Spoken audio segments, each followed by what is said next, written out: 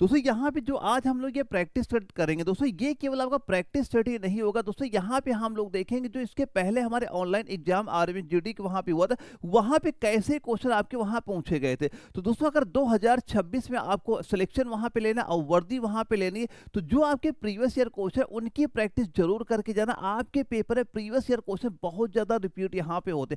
तो दोस्तों ये जो हम लोग यहाँ प्रैक्टिस सेट यहाँ पे करने वाले, ये माचा जीके, साइंस, रीजनिंग और मैथ, इनके प्रीवियस ईयर क्वेश्चन के हम लोग यहाँ प्रैक्टिस करेंगे। और साथ साथ मैं ये भी आपको बताऊंगा कि अगर ये क्वेश्चन हमारे पेपर में आए तो और क्या चीज आपके पेपर में वहां पे आ सकती है। तो 2026 में दोस्तों अगर आपको वर्दी वहां पे लेने, तो जो चीज मैं बता रहा हूं इसे फॉलो करते हुए जरूर चलना।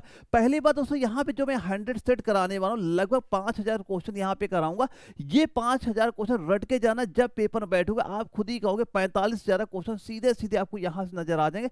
लेकिन एक भी सेट को आपको इसके बिल्कुल वहां पे नहीं करना है दोस्तों। एक जो पहला क्वेश्चन पूछा गया था ग्वालियर आर्मी जीडी के पेपर में, ये पूछा गया, हमें ये बताओ 2011 की जो जनगणना के अनुसार किस राज्य में पुरुष और महिला साक्षरता दर में जो अंतर था, डिफरेंट था, ये कौन से राज्य में सबसे ज्यादा था। ऑप्शन क्या थे? झारखंड है, मध्य प्रदेश है, राजस्थान है, बिहार है। तो अगर ये पेपर में आपके एग्जाम में क्वेश्चन पूछा गया तो और क्या क्या चीजें और आ सकती है, वो भी सारे मैं पॉइंट यहाँ पे क्लियर कराऊंगा। क्योंकि दोस्तों जो आपकी ये 2011 की जनगणना है, यहाँ से कई सारे एग्जाम में क्वेश्चन आपके बनेंगे और वो सारे क्वेश्चन मैं आपको यहाँ पे बताऊंगा क्या क्या चीजें और आपको तैयार होनी चाहिए। तो इसका सीधा सीधा दोस्तों आप क्या बताओगे आंसर? आप कह दोगे राजस्थान। ऑप्शन सी यहाँ पे राइट आंसर हो गया। दोस्तों काउंट भी करते चलना, स्कोर कितना यहाँ पे हो रहा है। अगर जो ये 50 क्वेश्चन मैं प्रैक्टिस सेट करा रहा हूँ जो प्रीवियस ईयर की, अगर यहाँ पे आप 35 तक भी यहाँ पे सही कर लेते हो, तो मान चलना तैयारी आपकी बिल्कुल वहां पे सही चल रही है। दोस्तों यहाँ पे 2011 की जनगणना से और क्या क्या चीजें आपको यहाँ पता होनी चाहिए। अगर दोस्तों कभी आपसे ये क्वेश्चन पूछ लिया जाए, एक हमें ये बताओ कि भारत की पूछा गया, भारत की अगर पूछा जाए कुल साक्षरता, भारत की एक हमें ये बता दो कुल साक्षरता क्या है। यहाँ पे साक्षरता दर भारत की अगर कभी क्वेश्चन पूछा जाए, तो भारत की कुल साक्षरता दर आप यहाँ पे क्या बताओगे? आप सीधा सीधा बताओगे 74.04%। दोस्तों बताने यहाँ पे हम लोग बात करें 2011 की जनगणना के, यहाँ से ऐसे क्वेश्चन पेपर में आपको दिखेंगे। अगर क्वेश्चन ये आपसे पूछ लिया जाए, अच्छा हमें ये बताओ किस राज्य की, अगर क्वेश्चन पूछा गया किस राज्य की साक्षरता दर, किस राज्य की साक्षरता दर सबसे कम वहां पे थी, तो सबसे कम कौन सा राज्य का बताओगे? आप कहोगे सर हम बताएंगे बिहार राज्य का। कौन से राज्य का नाम बताओगे? बिहार की कितनी थी यहाँ पे? 61.80% दोस्तों यहाँ पे हो जाती है।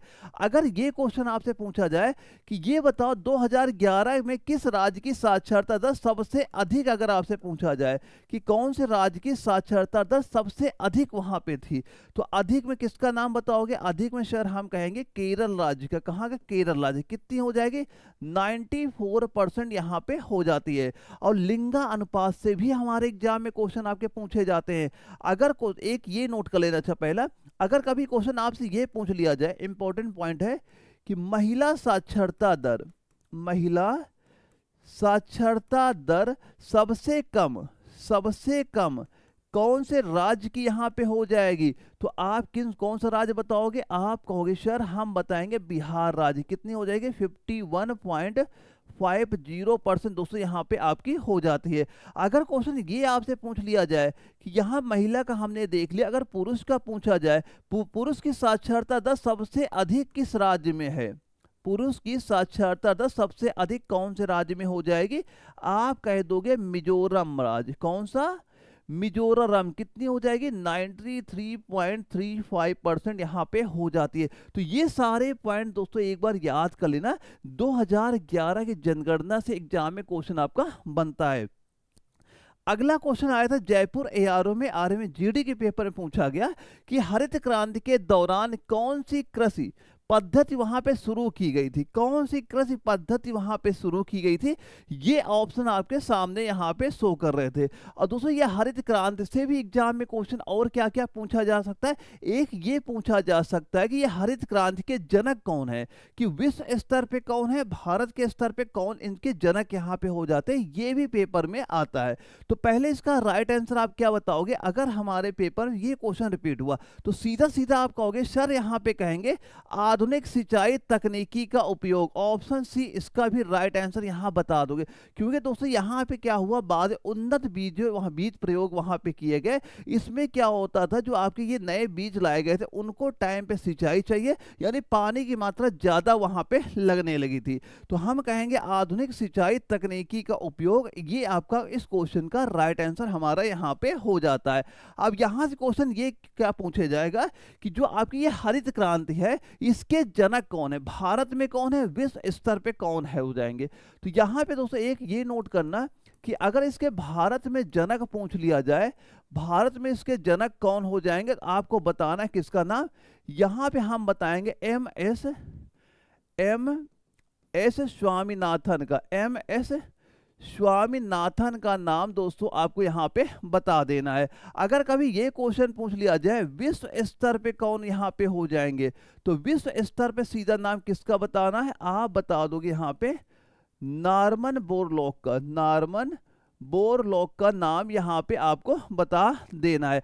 अगर ये क्वेश्चन पूछा जाता है कि हरित क्रांति में मेन कौन सी ऐसे फसलें थी जिसमें सबसे ज्यादा हेल्प वहां मिली, यानी उनकी उपज वहां पे बढ़ी, तो अगर फसलें आपसे पूछी जाए कौन सी फसलें आपकी हो जाएंगी, तो ये बताओगे दोस्तों एक फसल हमारी हो गई गेहूं की हो जाएगी, गेहूं के बाद दूसरी फसल क्या हो जाएगी आपकी दोस्तों चावल की यहाँ पे आपकी हो जाती है।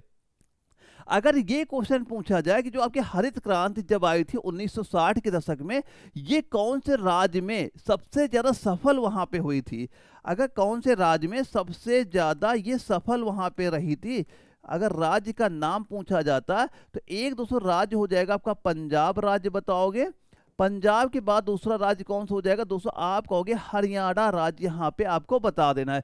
तो ये कुछ बेसिक चीजें हैं जो और आपको यहाँ पता होना चाहिए, एग्जाम में क्वेश्चन आपके बनते हैं। अगला क्वेश्चन दोस्तों हमारा था जालंधर एआरओ में जीडी एग्जाम में ये क्वेश्चन पूछ लिया गया कि गुजरात के कच्छ में रण महोत्सव किस माह में आपका शुरू होता है, कि नवंबर है, अप्रैल है, फरवरी है, मई है।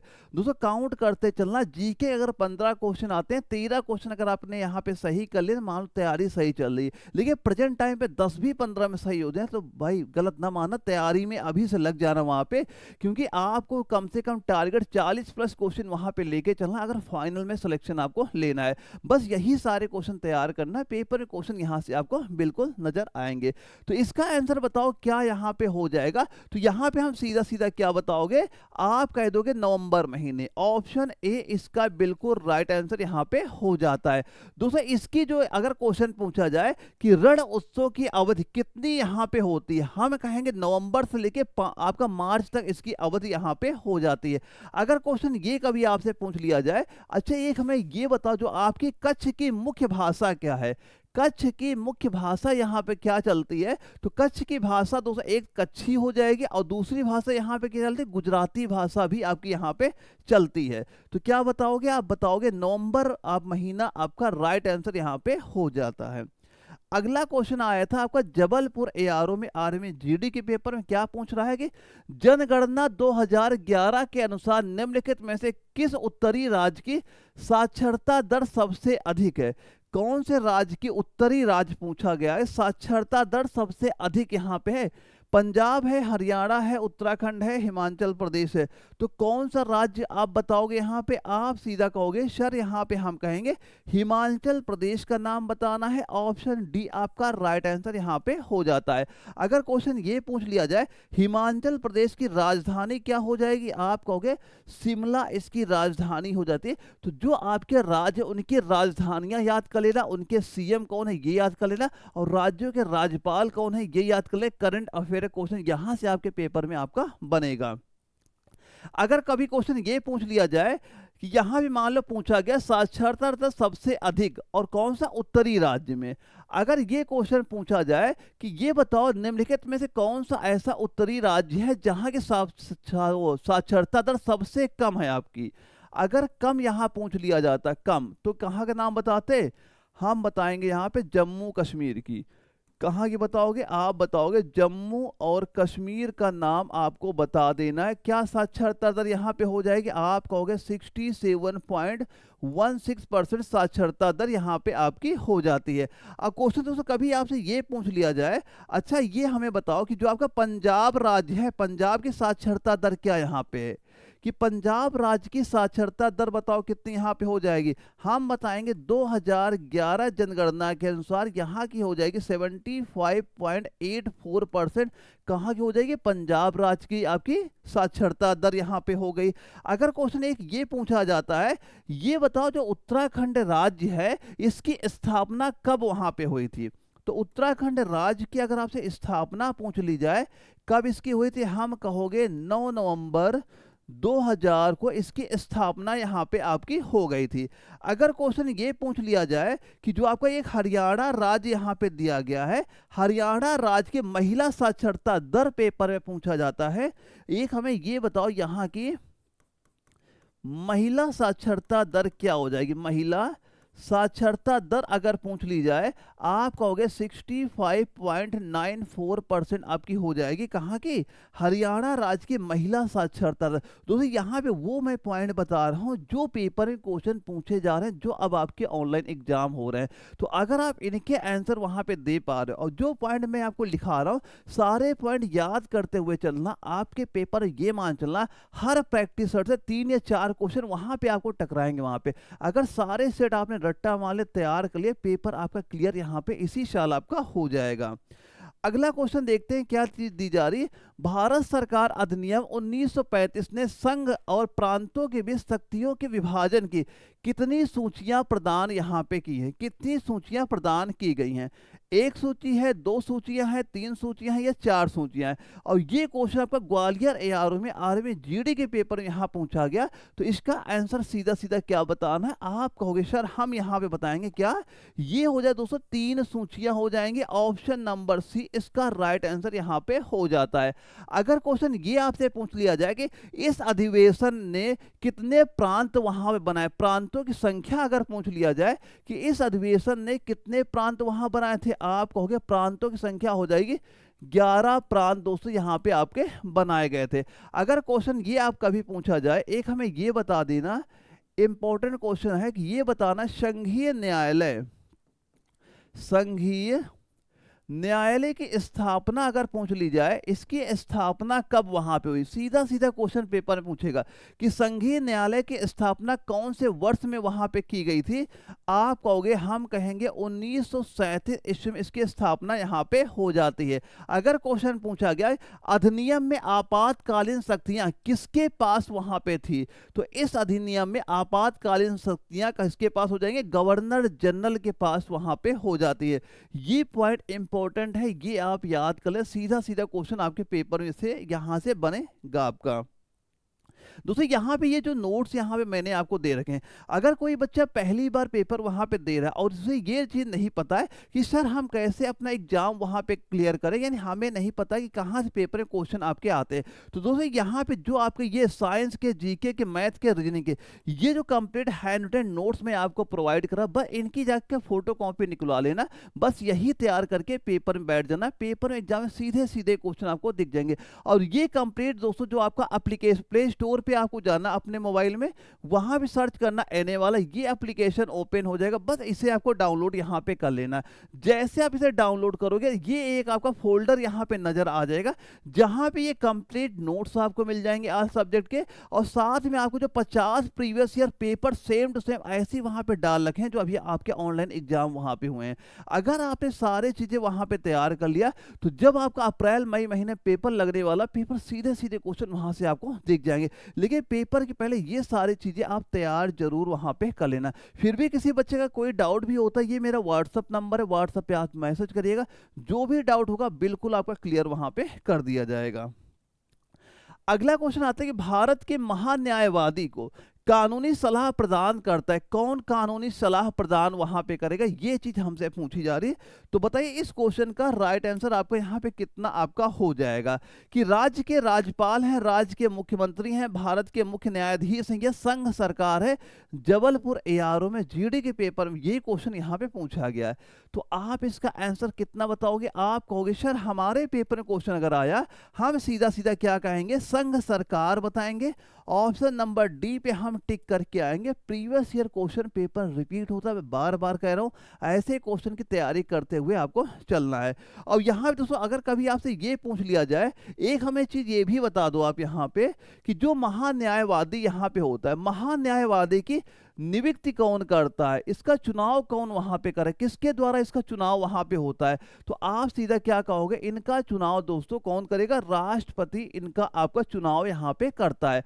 अब अगर क्वेश्चन ये पूछ लिया जाए कि महान्यायवादी का कार्यकाल कितने वर्ष का होता है, तो कार्यकाल में क्या बताओगे, जब तक जो भारत का राष्ट्रपति होता है जब तक वो चाहेगा वहां पे, तो ये आपका महान्यायवादी अपने पद में वहां पे रह सकता है। यानी इनका कार्यकाल कोई निश्चित आपका यहाँ पे नहीं होता है। और करंट अफेयर में क्वेश्चन ये पूछेगा कि ये बताओ वर्तमान में भारत के महान्यायवादी कौन यहाँ पे हो जाएंगे, किसका नाम बताओगे?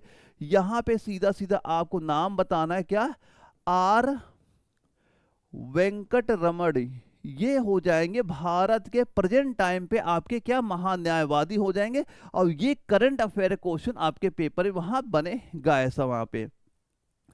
अगले क्वेश्चन बताओ, अंतरराष्ट्रीय हॉकी मैच में मैदान की मानक चौड़ाई कितनी यहाँ पे होती है? यानी जहाँ पे आपका हॉकी मैच होता है उस मैदान की चौड़ाई बता दो कितनी होगी। और ये जयपुर एआरओ में क्वेश्चन आया था। 45 मीटर है, 60 मीटर है, 50 मीटर है, 55 मीटर है।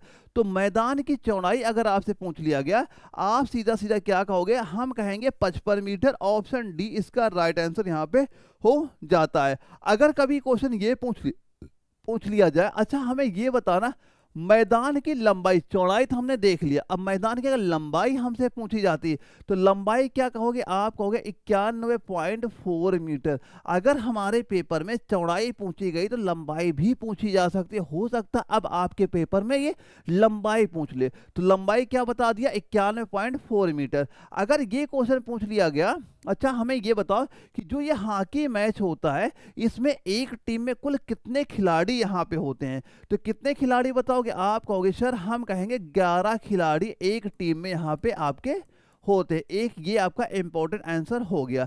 अगर क्वेश्चन ये पूछ लिया गया कि हॉकी स्टिक की अधिक लंबाई, यानी जो हम लोग जो हॉकी लिए रहते हैं अपने हाथ में उसकी लंबाई अगर क्वेश्चन पूछा जाए, एक पॉइंट ये लिखना, अगर हॉकी स्टिक की लंबाई पूछी जाए, क्या हॉकी स्टिक की लंबाई, तो हॉकी स्टिक की लंबाई क्या बताओगे? आप सीधा कहोगे 105 सेंटीमीटर इसका आंसर यहाँ पे हो जाए। कितनी लंबाई? 105 सेंटीमीटर हो जाएगा। अगर कभी आपसे ये क्वेश्चन पूछा गया, जो आपका हॉकी का गेंद यहाँ पे होता है, हॉकी के गेंद का वजन बताओ कितना वहां पे होगा, तो आप क्या कहोगे? 156 से लेके 163 ग्राम इसका एक वजन यहाँ पे हो जाता है। अगर क्वेश्चन ये आपसे पूछा गया कि भारत का राष्ट्रीय खेल कौन सा है, तब भी आंसर क्या रहेगा? भारत का राष्ट्रीय खेल आपका हॉकी ही यहाँ पे हो जाता है। एक और नोट कर लेना, अगर कभी क्वेश्चन पूछा गया FIH का हेडक्वार्टर कहाँ पे है, FIH का हेडक्वार्टर बताओ कहाँ, इसका मुख्यालय अगर क्वेश्चन पूछ लिया जाए कि मुख्यालय कहाँ पे हो जाएगा, तो मुख्यालय का नाम क्या बताओगे? आप कहोगे सर हम कहेंगे लसाने। लसाने ये कहाँ पे हो जाएगा? आप कहोगे स्विट्जरलैंड में आपका स्थित यहाँ पे हो जाएगा। तो ये भी सारे पॉइंट हैं, अगर आपसे चौड़ाई पूछा गया तो ये भी सारे चीजें क्लियर यहाँ पे होनी चाहिए। कोई भी पेपर में क्वेश्चन आए, कहीं से भी आए, मैं यकीन दिलाता हूँ अगर सारे सेट आप सही से करते हुए चल रहे हो तो पेपर में क्वेश्चन दिखेंगे। बस भरोसा करके सारी चीज तैयार वहां पे कर लीजिएगा। अब बताना, विष्णु पुराण के अनुसार चंद्रगुप्त मौर्य की माता जी का नाम बताओ कौन था, इनकी माता कौन थी वहां पे। और ये जबलपुर एआरए में क्वेश्चन पूछा गया और ये 4 ऑप्शन हमारे पेपर में दिए गए थे। तो बताओ चंद्रगुप्त मौर्य कि माता जी का नाम यहाँ पे क्या हो जाएगा, विष्णु पुराण के अनुसार आपसे यहाँ पूछा जा रहा है। तो क्या बताना है आंसर, आप कहोगे सर यहाँ पे हम बताएंगे क्या, ये हो जाएंगे एक मुरा यानी एक शिकारी की पुत्री आपकी यहाँ पे, मुरा कौन हो जाती है, एक शिकारी की पुत्री होती है जो विष्णु पुराण के अनुसार चंद्रगुप्त मौर्य की माता जी वहां पे हो जाएंगे। आप कहोगे ऑप्शन नंबर बी इसका राइट आंसर यहाँ पे सही हो जाएगा। अगर क्वेश्चन ये पूछ लिया गया कि ये बताओ चंद्रगुप्त मौर्य के गुरु का नाम अगर पूछा जाए, इनके गुरु का नाम बताओ क्या हो जाएगा, तो गुरु कौन थे दोस्तों यहाँ पे हम सभी को पता है चाणक्य। या तो ऑप्शन में चाणक्य लिख के आएगा या फिर चाणक्य की जगह आपका विष्णुगुप्त वहां पे लिख के आएगा, दोनों बात एक ही आपकी वहां पे हो जाती है। अगर क्वेश्चन ये पूछ लिया जाए, एक हमें ये बताना मौर्य साम्राज्य की स्थापना कब वहां पे हुई थी, सीधा सीधा क्वेश्चन क्या पूछेगा, मौर्य साम्राज्य की स्थापना कब वहां पे हुई थी, तो आप स्थापना में क्या बताओगे 322, क्या बताओगे यहाँ पे सीधा बताना 322 ईसा पूर्व में इसकी स्थापना दोस्तों आपकी यहाँ पे हो गई, ईसा पूर्व में स्थापना आपकी हुई थी। अगर क्वेश्चन आपको ये पूछ लिया जाए कि ये बताओ अच्छा जो चंद्रगुप्त मौर्य ने चंद्रगुप्त ने किसको हराया था, यानी चंद्रगुप्त ने किसको हराया था, अगर क्वेश्चन पूछा जाए चंद्रगुप्त ने किसको हराया था, किसको हराया था इन्होंने, तो यहां पे सीधा सीधा क्या बताओगे घनानंद को, किसको हराया था, घनानंद को हरा के ये राजा वहां पे बने थे। अगर क्वेश्चन ये पूछ लिया जाए मौर्य साम्राज्य की राजधानी क्या थी वहां पे, एक ये भी बता देना कि मौर्य साम्राज्य की राजधानी क्या वहां पे हो जाएगी, तो राजधानी आप क्या बताओगे, सीधा बताना पाटलिपुत्र, क्या बताओगे पाटलिपुत्र इसकी राजधानी यहाँ पे आपकी हो जाए, क्या पाटलिपुत्र राजधानी आपकी हो जाती है। अब अगर क्वेश्चन ये आपसे पूछा जाए कि चंद्रगुप्त का उत्तराधिकारी कौन था, चंद्रगुप्त का उत्तराधिकारी अगर आपसे क्वेश्चन पूछ लिया जाए, इनके उत्तराधिकारी का नाम बताओ क्या यहाँ पे हो जाएगा, तो आप बताओगे बिंदुसार का नाम, किसका बता दोगे, बिंदुसार का नाम आपको यहाँ पे बता देना है। अगर क्वेश्चन ये पूछा जाए कि जो आपका मौर्य काल यहाँ पे था, मौर्य काल में कौन सी भाषा आपकी वहां पे चलती थी, अगर यहाँ की मौर्य काल की भाषा आपसे पूछ ली जाए तो भाषा कौन बताओगे, एक भाषा दोस्तों यहाँ प्राकृत चल रही थी, प्राकृत, और एक भाषा क्या चल रही थी, संस्कृत भाषा यहाँ पे आपकी चल रही थी। तो ये पॉइंट अगर आप क्लियर हो गए तो चंद्रगुप्त मौर्य से कोई भी क्वेश्चन आपके पेपर में यहीं से आपको देखने को मिल जाएगा। चलिए अगला क्वेश्चन देखते हैं, बताओ टाइम आउट नियम किस खेल में लागू होता है, बैडमिंटन है, कुश्ती है, जूडो है, क्रिकेट है। आपने देखा होगा क्रिकेट में कई सारे प्लेयर अब आजकल टाइम आउट से वहां पे आउट कर दिए थे, यानी अगर कोई बैट्समैन आउट हुआ, अगर टाइम पे आप वहां नहीं पहुंचे तो आपको भी टाइम आउट से वहां पे आउट करार दे दिया जाता है। तो हम बताएंगे ये क्रिकेट से संबंधित हो जाएगा, ऑप्शन डी इसका राइट आंसर यहाँ पे बता दो, क्या बताओगे, ऑप्शन डी इसका राइट आंसर यहाँ पे हो जाता है। दोस्तों यहाँ पे ये टाइम आउट के बारे में कुछ ये भी ध्यान दो कि देखो ये टाइम जो आपको दिया जाता है टेस्ट मैच में अलग है, वनडे और 20 मैच का अलग है यहाँ पे। तो कभी क्वेश्चन अगर दिया जाए, देखो अगर क्वेश्चन ये पूछा जाए, एक हमें ये बताओ टेस्ट मैच में कितना टाइम आपको मिलता है, एक हमें ये बताना जो आपके ओडीआई मैच है, ओडीआई मैच या आपका जो आपका T20 मैच यहाँ पे होते हैं, तो अगर कोई बैट्समैन आउट हुआ वो वहाँ वापस जा रहा, जो नया बैट्समैन आएगा कितने मिनट के अंदर वहाँ पे आ जाना चाहिए, तो टेस्ट मैच में है आपका 3 मिनट का टाइम मिलता है और ओडीआई T20 में आपको 2 मिनट का टाइम यहाँ पे दिया जाता है। अगर इतने टाइम में आप क्रीज में नहीं आते हो आपको भी वहाँ पे आउट कर दिया जाएगा। अब एक क्वेश्चन ये पूछा जाता है कि पहला टाइम आउट किस खिलाड़ी का वहां पे हुआ था, कि उस खिलाड़ी का नाम बताओ जिसे टाइम आउट सबसे पहले वहां पे दिया गया था, तो उस खिलाड़ी का नाम किसको क्या बताओगे, आप सीधा सीधा क्या कह दोगे, यहाँ पे खिलाड़ी का नाम हो जाएगा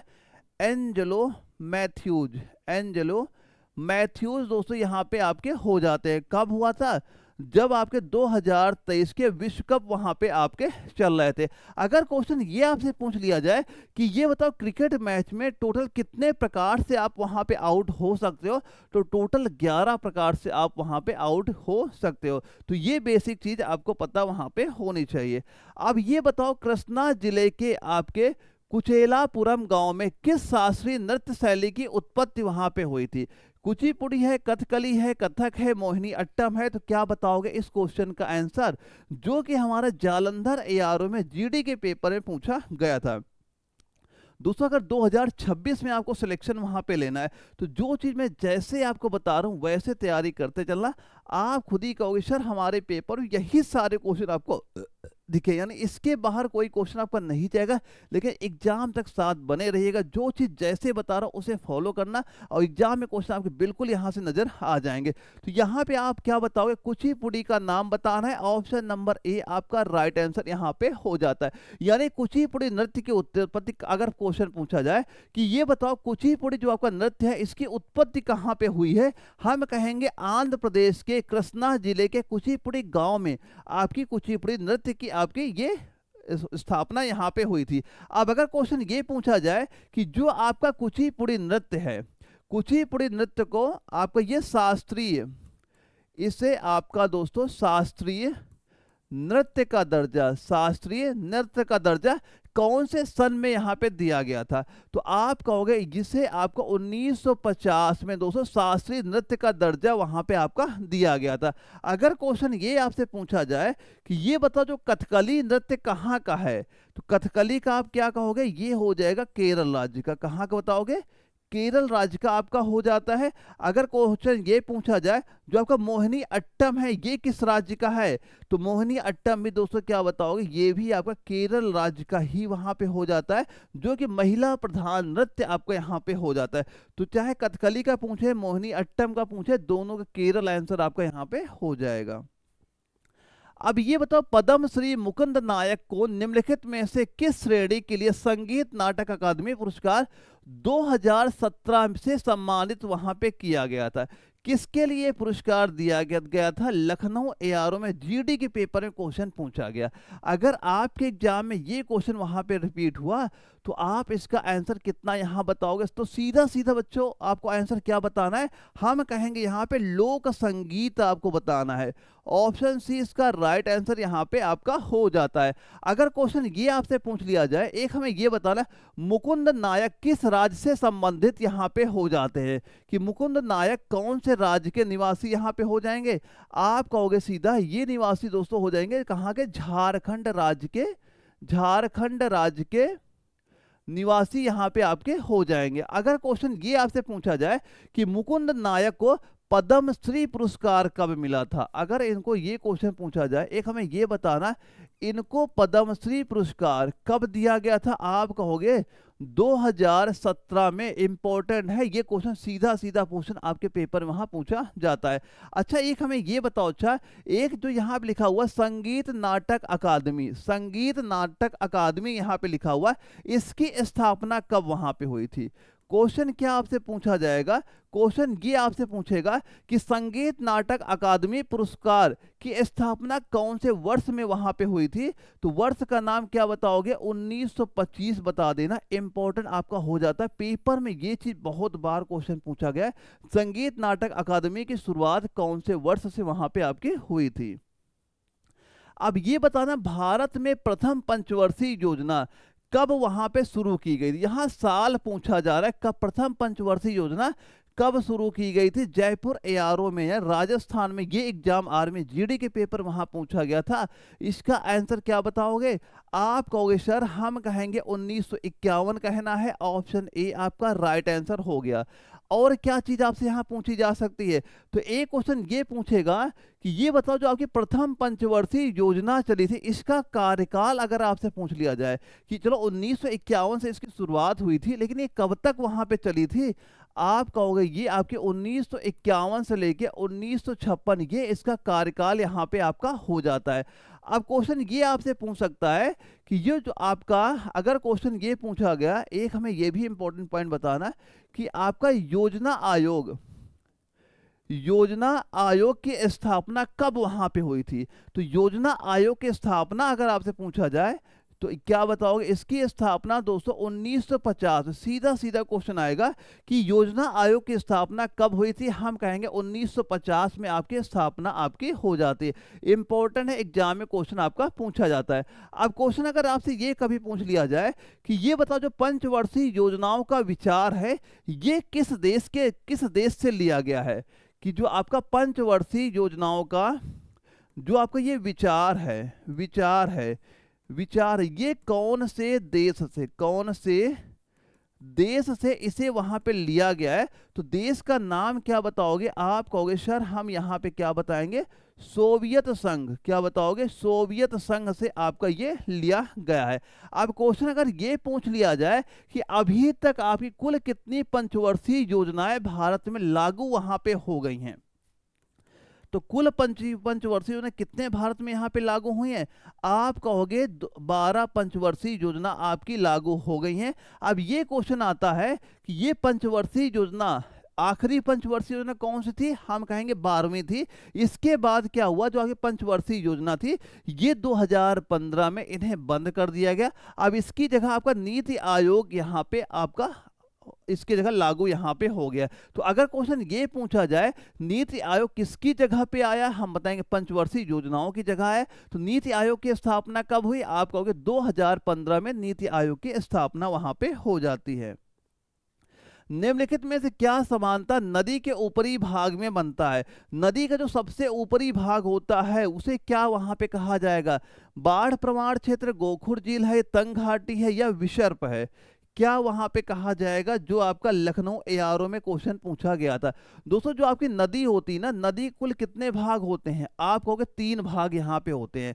तो पहला दोस्तों जो आपका ऊपरी भाग होता है, पहला क्या हो जाएगा? हम कहेंगे ऊपरी भाग होता है, वो कैसा होता है? आप कहोगे पर्वतीय। ऊपरी भाग क्या हो जाएगा? आप कहोगे पर्वतीय। इसके बाद जब मध्य भाग होता है, कौन सा? मध्य भाग को हम लोग क्या कहते हैं? आप कहोगे घाटी कहा जाता है। इसके बाद दोस्तों एक आपका निचला भाग होता है, कौन सा? निचला भाग हो गया। निचला भाग को क्या कहोगे? ये दोस्तों आपका हो जाएगा मैदानी भाग। क्या हो जाएगा?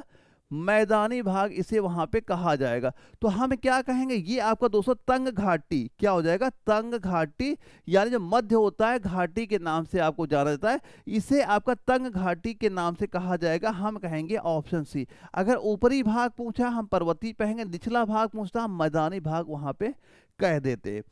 अगले क्वेश्चन में आते हैं। क्या चीज पूछी जा रही? भारत के राष्ट्रपति द्रौपदी मुर्मू पहले की राज्यपाल थी।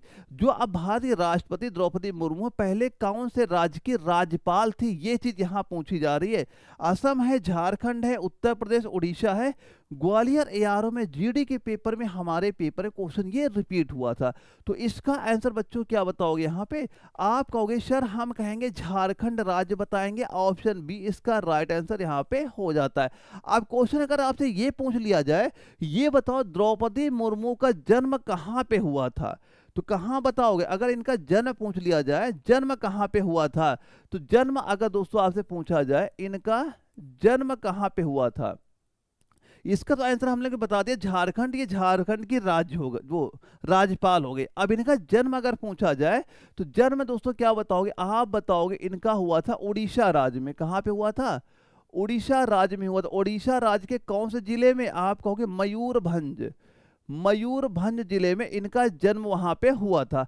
अब ये क्वेश्चन अगर पूछा जाए कि ये बताओ जो द्रौपदी मुर्मू थी ये भारत की राष्ट्रपति, अगर ये क्वेश्चन पूछा जाए भारत की राष्ट्रपति ये कब वहां पे बनी थी, तो भारत की राष्ट्रपति कब ये बनी? आप सीधा सीधा क्या बताओगे? हम बताएंगे 25 जुलाई। क्या बताओगे? 25 जुलाई 2022 को भारत की ये राष्ट्रपति यहाँ पे आपकी बन गई थी। अगर क्वेश्चन ये पूछा जाए कि ये बताओ अच्छा ये झारखंड की राज्यपाल कब बनती हैं, झारखंड की राज्यपाल कब ये बनी थी वहां पे, हम कहेंगे क्या 2015 से लेके 2021 तक ये झारखंड राज्य की क्या थी? राज्यपाल भी आपकी वहां पे हो चुकी थी। अगर क्वेश्चन एक ये पूछा गया कि जो द्रौपदी मुर्मू है इनकी कौन सी जनजाति है, कौन सी जनजाति से ये संबंधित वहां पे हो जाती हैं, तो अगर ये पूछ लिया जाए इनकी जनजाति अगर पूछी जाए कि इनकी जनजाति कौन सी यहाँ पे हो जाएगी, तो आप सीधा से क्या बताओगे, ये आपकी संथाल जनजाति। ये सारे क्वेश्चन पेपर में आएंगे, भारत के राष्ट्रपति भी हो जाते हैं, इस वजह से ये इंपॉर्टेंट, इनके बारे में सारी चीजें आपको बिल्कुल क्लियर वहां पे होनी चाहिए। अगर क्वेश्चन ये हम पूछा जाए कि ये मान लो 25 जुलाई 2022 को भारत की राष्ट्रपति तो बनती है, लेकिन कौन से नंबर की भारत की राष्ट्रपति वहां बनती है, तो नंबर क्या बताओगे, आप बताओगे 15वीं भारत की राष्ट्रपति ये वहां पे आपकी बन जाएंगी। अगर क्वेश्चन कभी ये पूछा जाए कि राष्ट्रपति बनने वाली पहली आदिवासी महिला कौन है, आदिवासी महिला कौन है जो भारत की राष्ट्रपति वहां बनी है, तब भी किसका नाम बताना है, द्रौपदी मुर्मू का नाम आपको पता वहां पे होना चाहिए। तो अगर इतने पॉइंट आपके क्लियर हैं तो द्रौपदी मुर्मू से जो क्वेश्चन आपके पूछा जाएगा भारत के राष्ट्रपति से, वो सभी आंसर आप वहां पे दे पाओगे। अगला क्वेश्चन हम लोग देखते हैं क्या चीज दिया गया है कि भारतीय राष्ट्रीय कांग्रेस के किस अधिवेशन के दौरान भारत छोड़ो प्रस्ताव वहां पारित किया गया था, कौन सा अधिवेशन वहां पे चल रहा था, कलकत्ता अधिवेशन, कराची अधिवेशन, लाहौर अधिवेशन या बंबई अधिवेशन। जालंधर एआरओ में एग्जाम में क्वेश्चन पूछा गया, तो उस अधिवेशन का नाम सीधा क्या बताना है, वो हो जाएगा दोस्तों हमारा बंबई अधिवेशन हो जाएगा। ऑप्शन नंबर डी इसका राइट आंसर यहाँ पे हो जाता है। अब अगर क्वेश्चन ये पूछा जाए भारत छोड़ो प्रस्ताव ये कब पारित हुआ था, अगर कब पारित हुआ था तो कब पारित हुआ था, आप कहोगे सीधा 8 अगस्त, क्या बताओगे, 8 अगस्त 1942 को आपका भारत छोड़ो प्रस्ताव वहां पे पारित हुआ था। अगर क्वेश्चन ये पूछ लिया जाए, अच्छा हमें ये भी बताना इनका इसका नारा क्या वहां पे था, तो नारा दोस्तों क्या यहाँ पे दिया गया था, डू एंड डाई, यानी करो या मरो, ये नारा दोस्तों यहाँ पे आपका दिया गया था। अगर क्वेश्चन ये पूछा जाए, हमें ये बता जो आपका बॉम्बे अधिवेशन के अध्यक्ष कौन थे, बॉम्बे अधिवेशन के इसके अगर अध्यक्ष का नाम पूछ लिया जाए तो अध्यक्ष का नाम क्या बताओगे, सीधा आप कहोगे यहाँ पे मौलाना अबुल कलाम आजाद, अबुल कलाम आजाद। ये क्या हो जाएंगे दोस्तों, इसके अध्यक्ष यहाँ पे हो जाएंगे कहाँ के, बंबई अधिवेशन के। तो सारे पॉइंट क्लियर करते चलना, अभी इसी साल आपका 2026 जो पेपर लगेगा ऐसे ही क्वेश्चन वहां पे आपको देखने को मिल जाएंगे। अब यहाँ जो हमारे साइंस के क्वेश्चन स्टार्ट हो जाते हैं, 15 क्वेश्चन हमारे साइंस के भी हमारे पेपर में पूछे जाएंगे। पहला क्वेश्चन क्या पूछा गया, निम्नलिखित द्रवों में से किसका घनत्व सबसे कम है, ताजा पानी है, नमकीन पानी है, पेट्रोल है, मरकरी है, तो किसका घनत्व सबसे कम वहां पे होगा। सबसे पहले दोस्तों आप ये बताओ कि यहाँ पे जो आपका घनत्व लिखा जा रहा है, जो आपका घनत्व वर्ड आपका लिखा गया है, ये घनत्व होता क्या है, घनत्व क्या चीज है यहाँ पे, तो आप क्या कहोगे, घनत्व दोस्तों होता है ये द्रव्यमान प्रति इकाई आयतन, ये हमारा हो गया घनत्व। अब यहाँ पे आप पहले इसके बाद एक क्वेश्चन ये बताओ कि जो आपका घनत्व होता है इसका एसआई मात्रक क्या होता है, कि घनत्व का एसआई मात्रक अगर हमसे पूछा गया, इसका पहले आंसर देख लो क्या हो जाएगा, इसका आंसर दोस्तों बताओगे पेट्रोल हो जाएगा, यानी ऑप्शन नंबर 3 आपका राइट आंसर हो गया। अब यहाँ पे अगर क्वेश्चन पूछा जाए इसका मात्रक बताओ क्या होगा, एसआई मात्रक बता दो यहाँ पे क्या हो जाएगा, तो आप क्या कहोगे, ये होगा किलोग्राम प्रति मीटर क्यूब, ये इसका क्या हो जाएगा मात्रक यहाँ पे हो जाता है। अच्छा ये बताओ यहाँ पे जो पेट्रोल शब्द लिखा है, पेट्रोल का घनत्व बताओ लगभग कितना यहाँ पे होता है, बताएंगे 0.7 ग्राम प्रति सेंटीमीटर क्यूब, ये इसका घनत्व किसका हो जाएगा, पेट्रोल का हो जाएगा। यहीं पे अगर पूछा जाए ताजा पानी का घनत्व कितना यहाँ पे होता है, हम बताएंगे 1 ग्राम प्रति सेंटीमीटर क्यूब इसका हो जाएगा। यहीं पे अगर पूछा जाए नमकीन पानी घनत्व कितना यहाँ पे होता है, आपको 1.025 ग्राम प्रति सेंटीमीटर क्यूब यहाँ पे दोस्तों हो जाएगा। अगर पूछा जाए मरकरी का घनत्व कितना यहाँ पे होगा, हम बताएंगे 13.6 ग्राम प्रति सेंटीमीटर क्यूब यहाँ पे हो जाएगा। तो आप यहाँ पे खुद ही देख रहे हो कि जो हमारा पेट्रोल दिया गया है इसका घनत्व सबसे कम यहाँ पे हो जाता है, और पेट्रोल आपका हल्का भी इसी वजह से महसूस वहां पे होता है। तो ये सारे पॉइंट ऐसे पेपर में क्वेश्चन आपका पूछा जाएगा।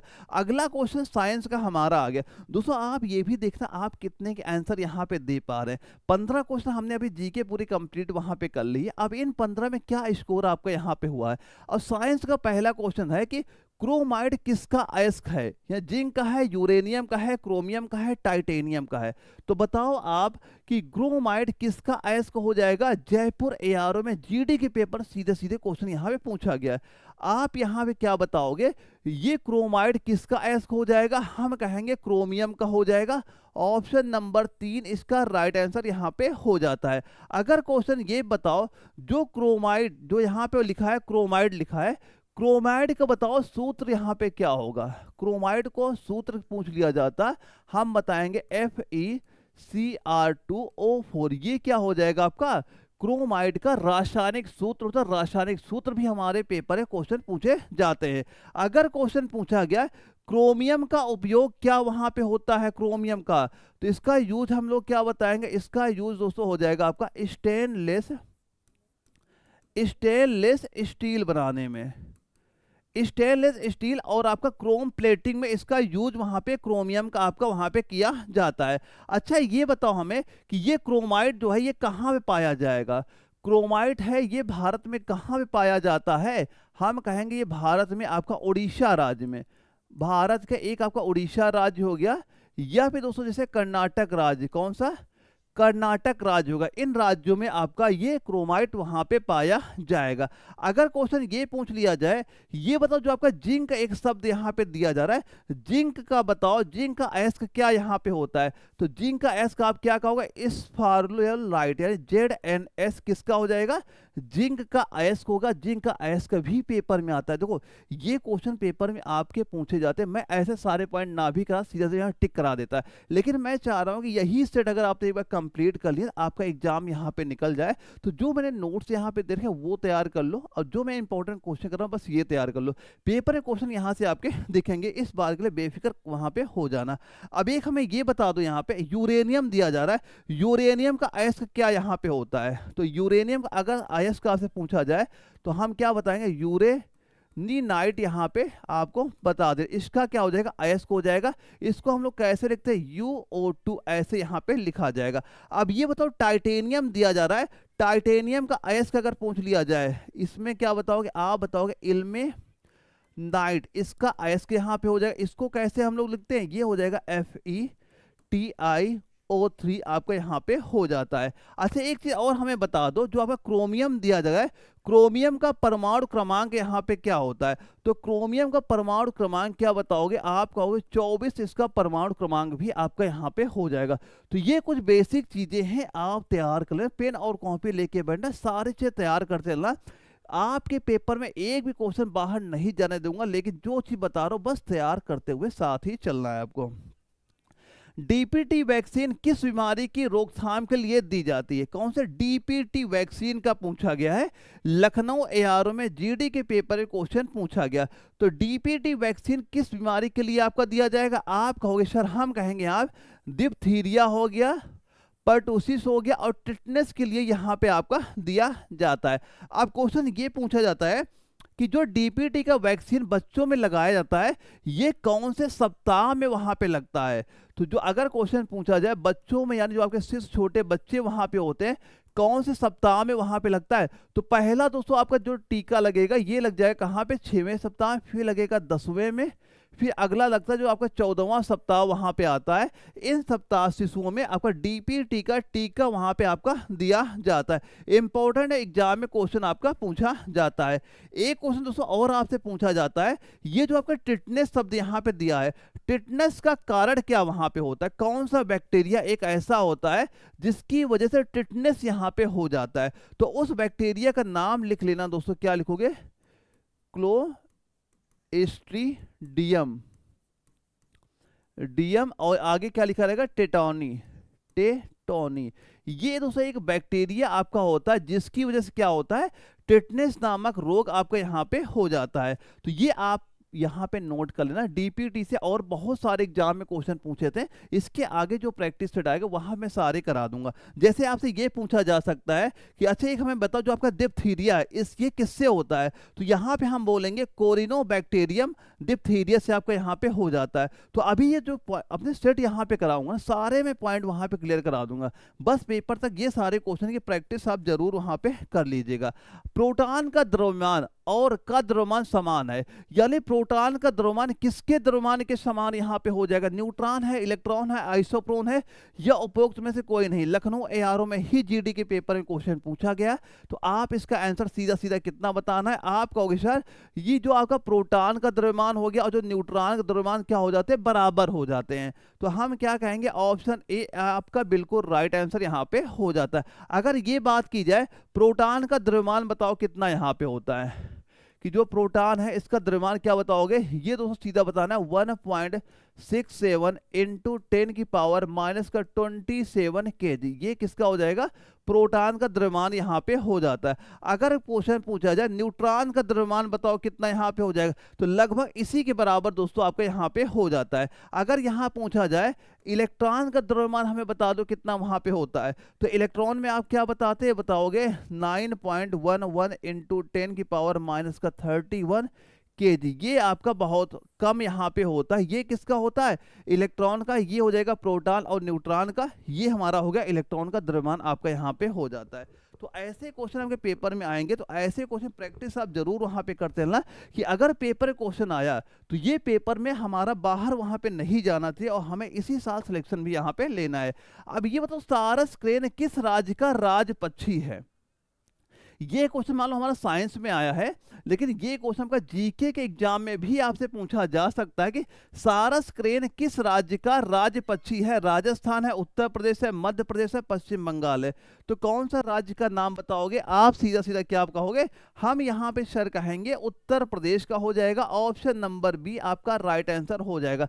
ये सारस क्रेन किस राज्य का राज्य पक्षी यहाँ पूछा जा रहा है, कौन से राज्य का होगा? हम कहेंगे उत्तर प्रदेश यहाँ पे हो गया। अगर क्वेश्चन ये आपसे पूछ लिया जाए कि जो आपका ये सारस क्रेन यहाँ पे दिया गया है, अब एक पॉइंट ये बताना, इसका वैज्ञानिक नाम अगर आपसे पूछा जाए कि इसके वैज्ञानिक नाम बताओ क्या यहाँ पे हो जाएगा, तो वैज्ञानिक नाम सीधा सीधा क्या बताओगे यहाँ पे? ग्रुस और एंटी गोन यहाँ पे दोस्तों इसका ये राइट आंसर आपका यहाँ पे हो जाता है। अगर क्वेश्चन ये पूछा गया सारस क्रेन की विशेषता क्या वहां पे होती है, तो इसकी विशेषता क्या बताओगे? दुनिया का सबसे लंबा उड़ने वाला पक्षी आपका कौन सा हो जाएगा? सारस क्रेन ही आपका यहाँ पे हो जाता है। अगर क्वेश्चन ये आपसे पूछा जाए कि अच्छा हमें एक और बता दो, उत्तर प्रदेश का राज्य पशु, उत्तर प्रदेश का राज्य पशु कौन सा यहाँ पे हो जाएगा, तो आप किसका बताओगे? आप कहोगे बारहसिंघा राइट आंसर यहाँ पे हो जाता है। अगर क्वेश्चन ये पूछ लिया जाए कि जो आपका राजस्थान दिया जा रहा है, राजस्थान का राज पक्षी कौन हो जाएगा, तो राजस्थान का राज पक्षी किसका नाम बताओगे? यहाँ पे सीधा बताना आपको ग्रेट इंडियन आपका बस्टर्ड ये आपका क्या हो जाएगा? राजस्थान का आपका हो जाएगा क्या? राजस्थान का राज पक्षी आपका यहाँ पे हो जाएगा। अगर क्वेश्चन ये पूछ लिया जाए मध्य प्रदेश का राज पक्षी का नाम बताओ, मध्य प्रदेश का राज पक्षी कौन हो जाएगा? आप यहाँ भी बताओगे सीधा क्या? इंडियन आपका पैराडाइज फ्लाई कैचर ये यहाँ का राजकीय पक्षी यहाँ पे आपका हो जाता है। अगर पश्चिम बंगाल का राजकीय पक्षी पूछा जाए, किसका बताओगे आप नाम? यहाँ बताएंगे व्हाइट थ्रोटेड किंगफिशर कहाँ का हो जाएगा? पश्चिम बंगाल का हो जाएगा। तो सारे नाम क्लियर कर लेना, ये क्वेश्चन जीके में बहुत ज्यादा वहां पूछे जाते हैं। अगला क्वेश्चन दिया गया है चमगादड़ अंधेरी रातों में शिकार की खोज और उड़ान के लिए किस प्रकार की ध्वनि तरंगों का उत्सर्जन और आपका प्रतिबिंब का पता लगाता है? जैसे आपका डॉल्फिन हो गई, व्हेल मछलियां भी उसी में आ जाती, वैसे आपको चमगादड़ भी यहाँ पे हो जाता है कि अगर रात हो गई और इन्होंने अपने शिकार का पता लगाना हो, कैसे यहाँ पे लगाते हैं? ये सोनिक तरंगे निकालेंगे, हाइपरसोनिक तरंगे, आपके सब सोनिक तरंगे, ये आपके अल्ट्रासोनिक तरंगे। कहाँ पे क्वेश्चन आया था? आप कहोगे ये हमारा ग्वालियर एआरओ में जीडी के पेपर पूछा गया। तो इसका आंसर क्या आपको बताना है? ये दोस्तों हो जाएगा क्या? हम कहेंगे अल्ट्रासोनिक तरंगे यहाँ पे निकालते हैं। ऑप्शन नंबर डी आपका राइट आंसर यहाँ पे हो जाती है। अगर क्वेश्चन ये आपसे पूछा गया कि अल्ट्रासोनिक तरंगों की फ्रीक्वेंसी कितनी यहाँ पे होती है, तो इसकी फ्रीक्वेंसी दोस्तों क्या बताओगे? ये हो जाएगी 20 किलो हर्ट्ज से अधिक, इसकी क्या हो जाएगी फ्रीक्वेंसी दोस्तों यहाँ पे हमारी हो जाती है। अगर क्वेश्चन ये पूछा जाए सोनिक तरंगे क्या वहां पे होती हैं, तो सोनिक तरंगे क्या हो जाएंगे, आप कहोगे ये सुनाई देने वाली ध्वनि तरंगे। सोनिक तरंगे क्या होती हैं, जिन्हें हम लोग सुन सकते हैं। तो इनकी अगर ये पूछा जाए, ये होती दोस्तों के 20 हर्ट्ज से लेके आपका 20 किलो हर्ट्ज के बीच में ये आपकी ध्वनियां यहाँ पे हो जाती हैं। अगर क्वेश्चन ये पूछा गया, ये बताओ हमें, यहाँ पे एक आपको सब सोनिक तरंगे दिए, सब सोनिक तरंगे क्या वहां पे होती है, इनकी फ्रीक्वेंसी कितनी यहाँ पे होती है, तो इनकी फ्रीक्वेंसी दोस्तों क्या बताओगे, -20 हर्ट्ज की होती है, यानी हम लोग इनको नहीं सुन सकते हैं। अब एक और बता दो कि आपको जो हाइपरसोनिक तरंगे यहाँ पे दिया जा रहा है, ये कैसी होती है, ये आपकी 5 मॉक से अधिक गति वाली होती हैं। ये कैसी गति होती है, 5 मॉक से अधिक गति वाली यहाँ पे आपकी हो जाती है, अधिक गति वाली आपकी तरंगे वानी की फ्रीक्वेंसी यहाँ पे हो जाती है। तो किसी के भी फ्रीक्वेंसी अगर पूछी जाए उसका आंसर यहाँ पे दे लोगे, लेकिन आंसर क्या बताओगे आप, अल्ट्रासोनिक तरंगे, आपको इसका आंसर यहाँ पे बताना है। अब ये बताना कि जो टैक्सोनॉमी एक विज्ञान है जो किससे संबंधित होता है, टैक्सोनॉमी किससे संबंधित विज्ञान यहाँ पे हो जाएगा, आकृति विज्ञान, शारीरिक रचना, वर्गीकरण या आर्थिक उपयोग। जयपुर एआरओ में जीडी के पेपर क्वेश्चन पूछा गया, तो आंसर क्या बताओगे इसका, आप यहाँ पे कहोगे वर्गीकरण कह देना है, ऑप्शन नंबर सी आपका राइट आंसर यहाँ पे हो जाता है। अगर क्वेश्चन ये पूछा गया टैक्सोनॉमी का जनक किसे कहा जाता है, टैक्सोनॉमी का जनक किसे कहा जाता है, इसके पिता कौन कहलाते हैं, किसका नाम बताओगे, आप यहां कहोगे सर हम कहेंगे कार्ल लीनियस का नाम बताना है, कार्ल लीनियस का नाम आपको यहां पे बताना है। ये क्या हो जाएंगे, इसके जनक हो जाते हैं, किसके, टैक्सोनॉमी के जनक वहां पे आपके हो जाएंगे।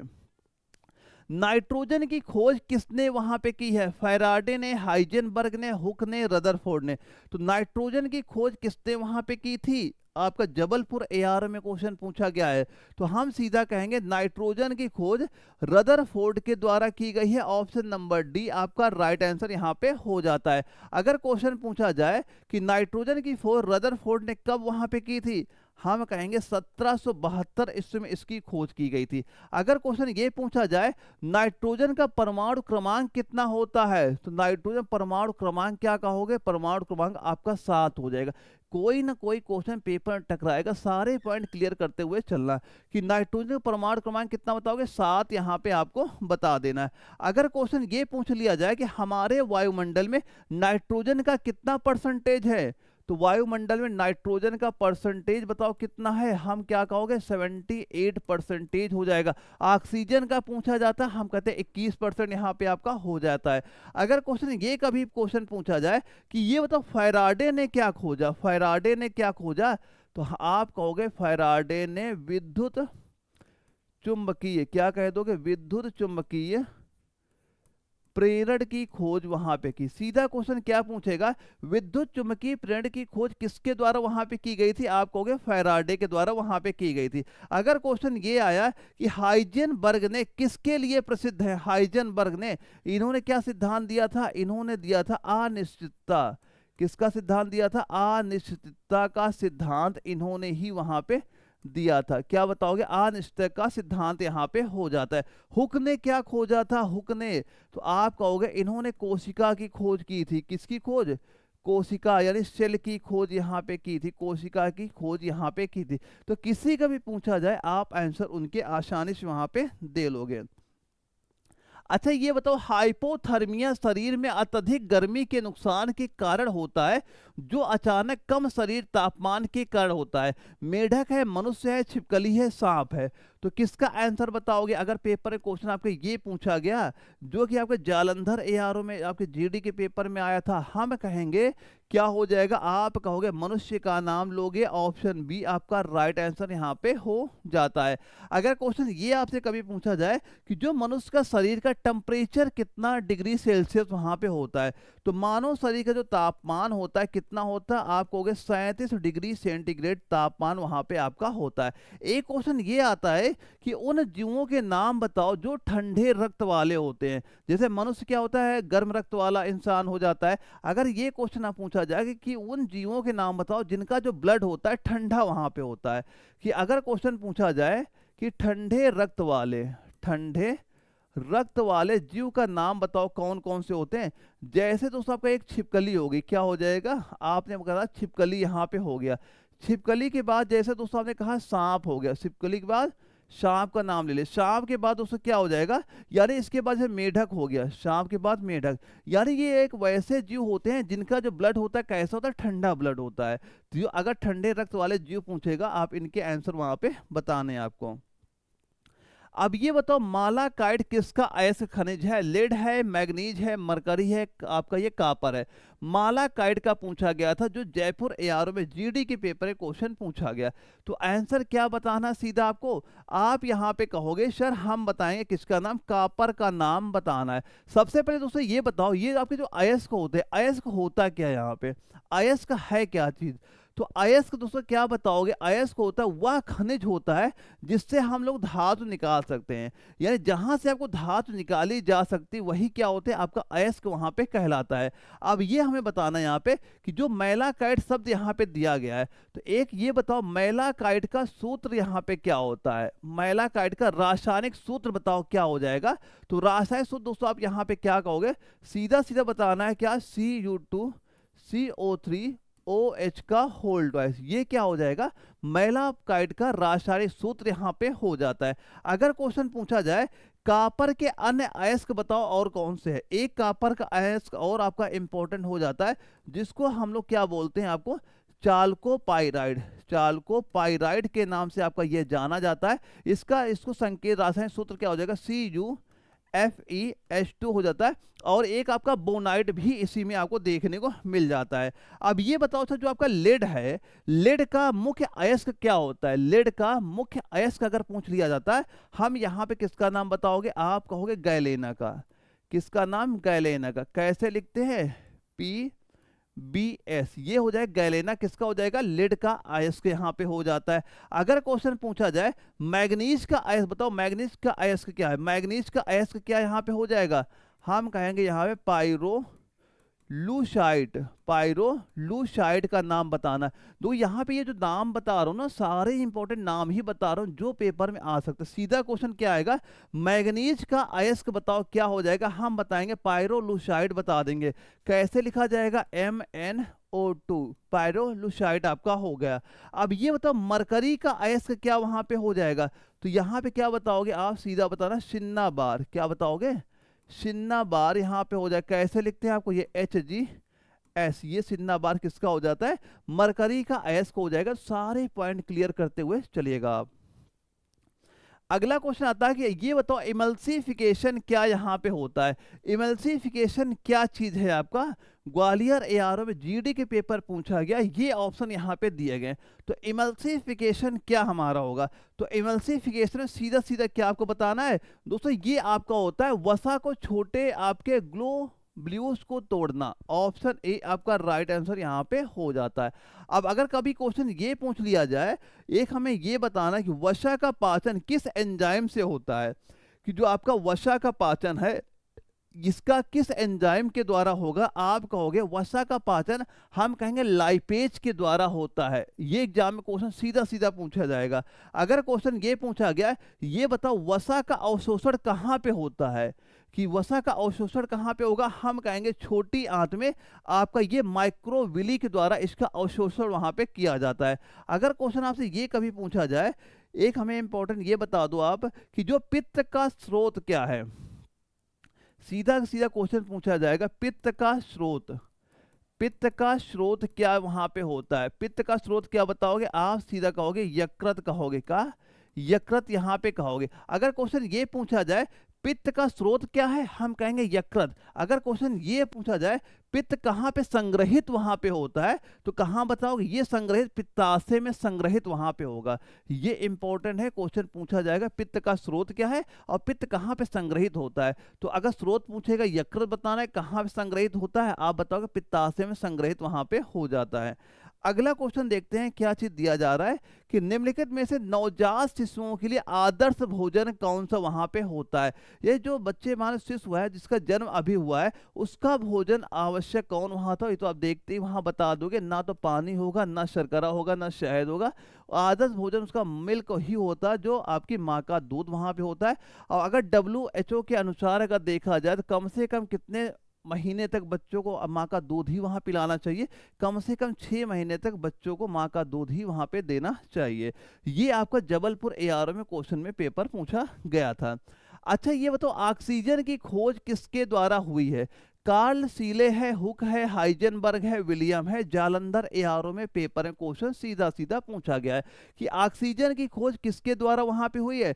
हम कहेंगे कार्ल सीले के द्वारा हुई है। ऑप्शन ए पे आपको टिक वहां पे कर देना है। अगर क्वेश्चन ये पूछा जाए, अच्छा एक हमें ये बताओ कि कार्ल सीले ने ऑक्सीजन की खोज कौन से वर्ष में वहां पे की थी। अगर वर्ष आपसे पूछा जाता है तो वर्ष आप क्या बताओगे, 1771 ईस्वी में इसकी खोज वहां पे की थी। अगर क्वेश्चन ये आपसे यहां पूछ लिया जाए कि ये बताओ ऑक्सीजन को किसने नाम दिया, कि खोज चलो कार्ल सीले ने वहां पे कर ली, अब इसका नाम ऑक्सीजन किसने वहां पे दिया। अगर ये क्वेश्चन पूछा जाए इसका नाम ऑक्सीजन किसने वहां पे दिया था, तो आपका आंसर क्या हो जाएगा, आप कहोगे एंटोइन। एंटोइन आपका हो जाएगा एंटोइन लावोइसियर। ये नाम दोस्तों यहाँ पे आपका हो जाएगा, इंपॉर्टेंट आपका हो जाता है। अब ये बताओ ऑक्सीजन का परमाणु क्रमांक अगर पूछा जाए, परमाणु क्रमांक क्या बताओगे, आप कहोगे 8 परमाणु क्रमांक यहाँ पे हो जाता है। और हुक का ये भी इंपॉर्टेंट है कि कोशिका की खोज किसने की, रॉबर्ट हुक का नाम याद कर लेना, पेपर बहुत बार एग्जाम में आया या हुक वाला, कि कोशिका की खोज किसने की, आपको रॉबर्ट हुक का नाम पता वहां पे होना चाहिए। अब बताओ फलों और सब्जियों में आपका जो कैरोटीन उन्हें कौन सा रंग देता है। जो आपके जो फल होते हैं, सब्जियां होते हैं, देखा होगा कई फल आपके मान लो पीले भी होते हैं, कई लाल भी होते हैं, कई हरे भी होते हैं, इनका रीजन क्या हो कलर का, ये पूछा जा रहा है कि ये बताओ जो आपका कैरोटीन होता है फलों को कौन सा रंग देगा, हरा देगा, गुलाबी देगा, नारंगी देगा, नीला देगा, कौन सा रंग यहाँ पे देगा। तो आप कहोगे सर हम कहेंगे ये नारंगी रंग ही देगा। कौन यहाँ पे जो कैरोटीन आपका होता है कैसा रंग देगा, आपको ये नारंगी रंग वहां प्रोवाइड कराता है। अगर क्वेश्चन ये कभी आपसे पूछा जाए, अच्छा ये बताओ कैरोटीन किसमें प्रचुर मात्रा में आपका होता है। कैरोटीन सब में प्रचुर मात्रा सबसे ज्यादा किसमें होता है, आप कहोगे गाजर में। किसमें होता है, गाजर हो गया। इसके बाद जैसे आपका शकरकंद, क्या बोल दिया, शकरकंद में आपका ये पाया जाता है। वैसे आपको एक लिख लेना कद्दू। कद्दू इनमें क्या होता है, आपका कैरोटीन की जो मात्रा होती है सबसे ज्यादा यहाँ पे पाई आपकी जाती है। अब अगर क्वेश्चन ये पूछा जाए कि जो फल होते सब्जियां होते उनका जो हरा रंग होता है वो किसकी वजह से होता है, तो हरा रंग किसकी वजह से हो जाएगा, आप कहोगे क्लोरोफिल। क्या कहोगे, क्लोरोफिल। क्या बताओगे, क्लोरो। यहां पे लिख लेना क्या राइट आंसर हो जाएगा इसका, क्लोरोफिल की वजह से दोस्तों क्या हो जाएगा, फल या सब्जियों का रंग कैसा हो जाता है, हरा रंग यहाँ पे हो जाता है। अगर गुलाबी रंग की हम लोग यहाँ बात करें तो गुलाबी रंग किसकी वजह से होता है, आप कहोगे यहाँ पे लाइकोपिन की वजह से। लाइकोपिन की वजह से कैसा रंग होता है, हो जाएगा, आप कहोगे गुलाबी रंग यहाँ पे हो जाता है। जैसे कुछ टमाटर में गुलाबी रंग के भी वहां पे देखे जाते हैं, वो लाइकोपिन की वजह से ही वैसा टमाटरो कलर आपका वहां पे हो जाता है। अगर नीला रंग की दोस्तों यहाँ बात की जाए तो नीला रंग किसकी वजह से हो जाएगा, आप कहोगे यहाँ पे किसकी वजह से, एंथोसायनिन। एंथोसायनिन की वजह से क्या हो जाएगा, एंथोसायनिन की वजह से हो जाता है नीला रंग। जैसे आप देखा ब्लूबेरी होती है, ब्लूबेरी रंग कैसा होता है, नीला होता है। और किस वजह से होता है आपका, ये एंथोसायनिन की वजह से ही आपका रंग उसका नीला वहां पे हो जाता है। अब क्वेश्चन अगर ये आ जाए कि कैरोटीन की अगर कमी यहाँ पे हो जाए, इसकी कमी से कौन सा रोग यहाँ पे हो जाता है, कमी से कौन सा रोग हो जाएगा, आप कहोगे रतौंधी नामक रोग यहाँ पे हो जाता है। ये क्या हो जाएगा, रतौंधी यानी नाइट ब्लाइंडनेस यहाँ पे हो जाता है, रात में आपको दिखना कम वहां पे होता है। इसीलिए कहते नहीं भाई आंखें तुम्हारी कमजोर हो रही है तो क्या खाओ, गाजर खाना शुरू वहां पे कर दो। क्योंकि क्या होता है, गाजर हो गया, शकरकंद हो गया, कद्दू हो गया, इसमें आपको कैरोटीन की मात्रा अच्छी खासी वहां पे पाई जाती है। अगले क्वेश्चन में देखते हैं क्या चीज हमें दी जा रही है, निम्नलिखित में से किस तत्व का गलनांक सबसे कम है। क्रोमियम है, हाइड्रोजन है, जिंक है, सिल्वर है, लखनऊ एआरओ में क्वेश्चन पूछा गया। सबसे कम गलनांक इनमें से किसका हो जाएगा? आप सीधा सीधा कहोगे हाइड्रोजन का गलनांक इनमें सबसे कम यहाँ पे है। ऑप्शन बी आपका राइट आंसर यहाँ पे हो जाता है। दोस्त सबसे पहले ये पता होना चाहिए गलनांक आखिर होता क्या है। तो गलनांक क्या चीज वहां पे होती है? हम कहेंगे गलनांक क्या होता है? वह तापमान होता है जहां जो ठोस है वो किस में बदलता है? द्रव में बदलना शुरू कर देता है। वही हमारा क्या गलनांक पॉइंट आपका यहाँ पे हो जाता है। अब ये बात करते हैं हाइड्रोजन का गलनांक बताओ होता कितना है? हाइड्रोजन का गलनांक क्या बताओगे? ये बताओगे माइनस का 259.16 डिग्री सेंटीग्रेड यहाँ पे आपका हो जाता है। अगर यहाँ क्रोमियम की गलनांक की बात करें माइनस का 1907 डिग्री सेंटीग्रेड यहाँ पे हो जाएगा। यहीं पे दोस्तों अगर हम जिंक का गलनांक देखो यहाँ पे कितना हो जाएगा? माइनस का 419.53 डिग्री सेंटीग्रेड यहाँ पे होगा। सिल्वर की बात अगर हम लोग कर लें इसका गलनांक क्या हो जाएगा? माइनस का 961.78 डिग्री सेंटीग्रेड यहाँ पे हो जाता है। तो ये तो इनके गलनांक हो जाते हैं। अब पेपर में ऐसा क्वेश्चन भी आपसे पूछा जाता है कि अच्छा ये बताओ हमें कि सबसे कम गलनांक वाला तत्व बताओ क्या है? सबसे कम गलनांक वाला तत्व यहाँ पे क्या हो जाएगा? तो सबसे कम वाला गलनांक तत्व क्या बताओगे? वो दोस्तों आपका होता है हीलियम। वो क्या होता है आपका? हीलियम बताओगे। हीलियम कितना यहाँ पे होता है वो बताओगे? माइनस का 269 डिग्री सेंटीग्रेड यहाँ पे हो जाए। किसका? हीलियम का आपका यहाँ पे हो जाता है। अगर क्वेश्चन कभी ये क्वेश्चन पूछ लिया जाए कि धातुओं में सबसे कम गलनांक वाला कौन सा है, अगर यहाँ पे आपसे ये क्वेश्चन पूछा जाए धातुओं में सबसे कम गलनांक वाला तत्व यहाँ पे क्या हो जाएगा, तो धातुओं की बात होगी तो आप किसका नाम लोगे? आप कहोगे हम सर लेंगे मरकरी का नाम लेंगे। कितना हो जाएगा? माइनस का 38.83 डिग्री सेंटीग्रेड। सीधा सीधा क्वेश्चन ये पूछेगा कि धातुओं में सबसे कम गलनांक वाला कौन सा हो जाएगा? हम बताएंगे मरकरी। मरकरी गलनांक ये आपको हो गया। एक क्वेश्चन ये पूछे अगर सबसे कम गलनांक वाला तत्व कौन सा हो जाएगा? हम बताएंगे हीलियम का नाम आपको लेना है। ये दोनों के दोनों आपके इंपॉर्टेंट है, पेपर में दोनों क्वेश्चन पूछे भी जा चुके हैं और ये आपके एग्जाम में अक्सर रिपीट भी वहां पे आपके हुआ करते हैं आपके। अगले क्वेश्चन में आते हैं, क्या चीज दी जा रही है? यहां से हमारे मैथ्स के क्वेश्चन स्टार्ट हो जाएंगे। 15 क्वेश्चन मैथ्स के, 5 क्वेश्चन रीजनिंग के। ये बिल्कुल नॉर्मल आते हैं। अगर अभी कैलकुलेशन अच्छी है तो बड़ी आसानी सभी के आंसर आप वहां पे दो लोगे। अब पहला क्वेश्चन आता है कि शहर में रहने वाले कुल जनसंख्या 60% पुरुष है और पुरुषों में से 65% साक्षर है। यदि शहर में आपके 100 लोग में से 70 साक्षर है तो शहर में महिलाओं में से कितने परसेंटेज निरक्षर? आपके निरक्षर आपसे पूछ लिया गया। बस इसकी लैंग्वेज आपकी बड़ी लग रही है।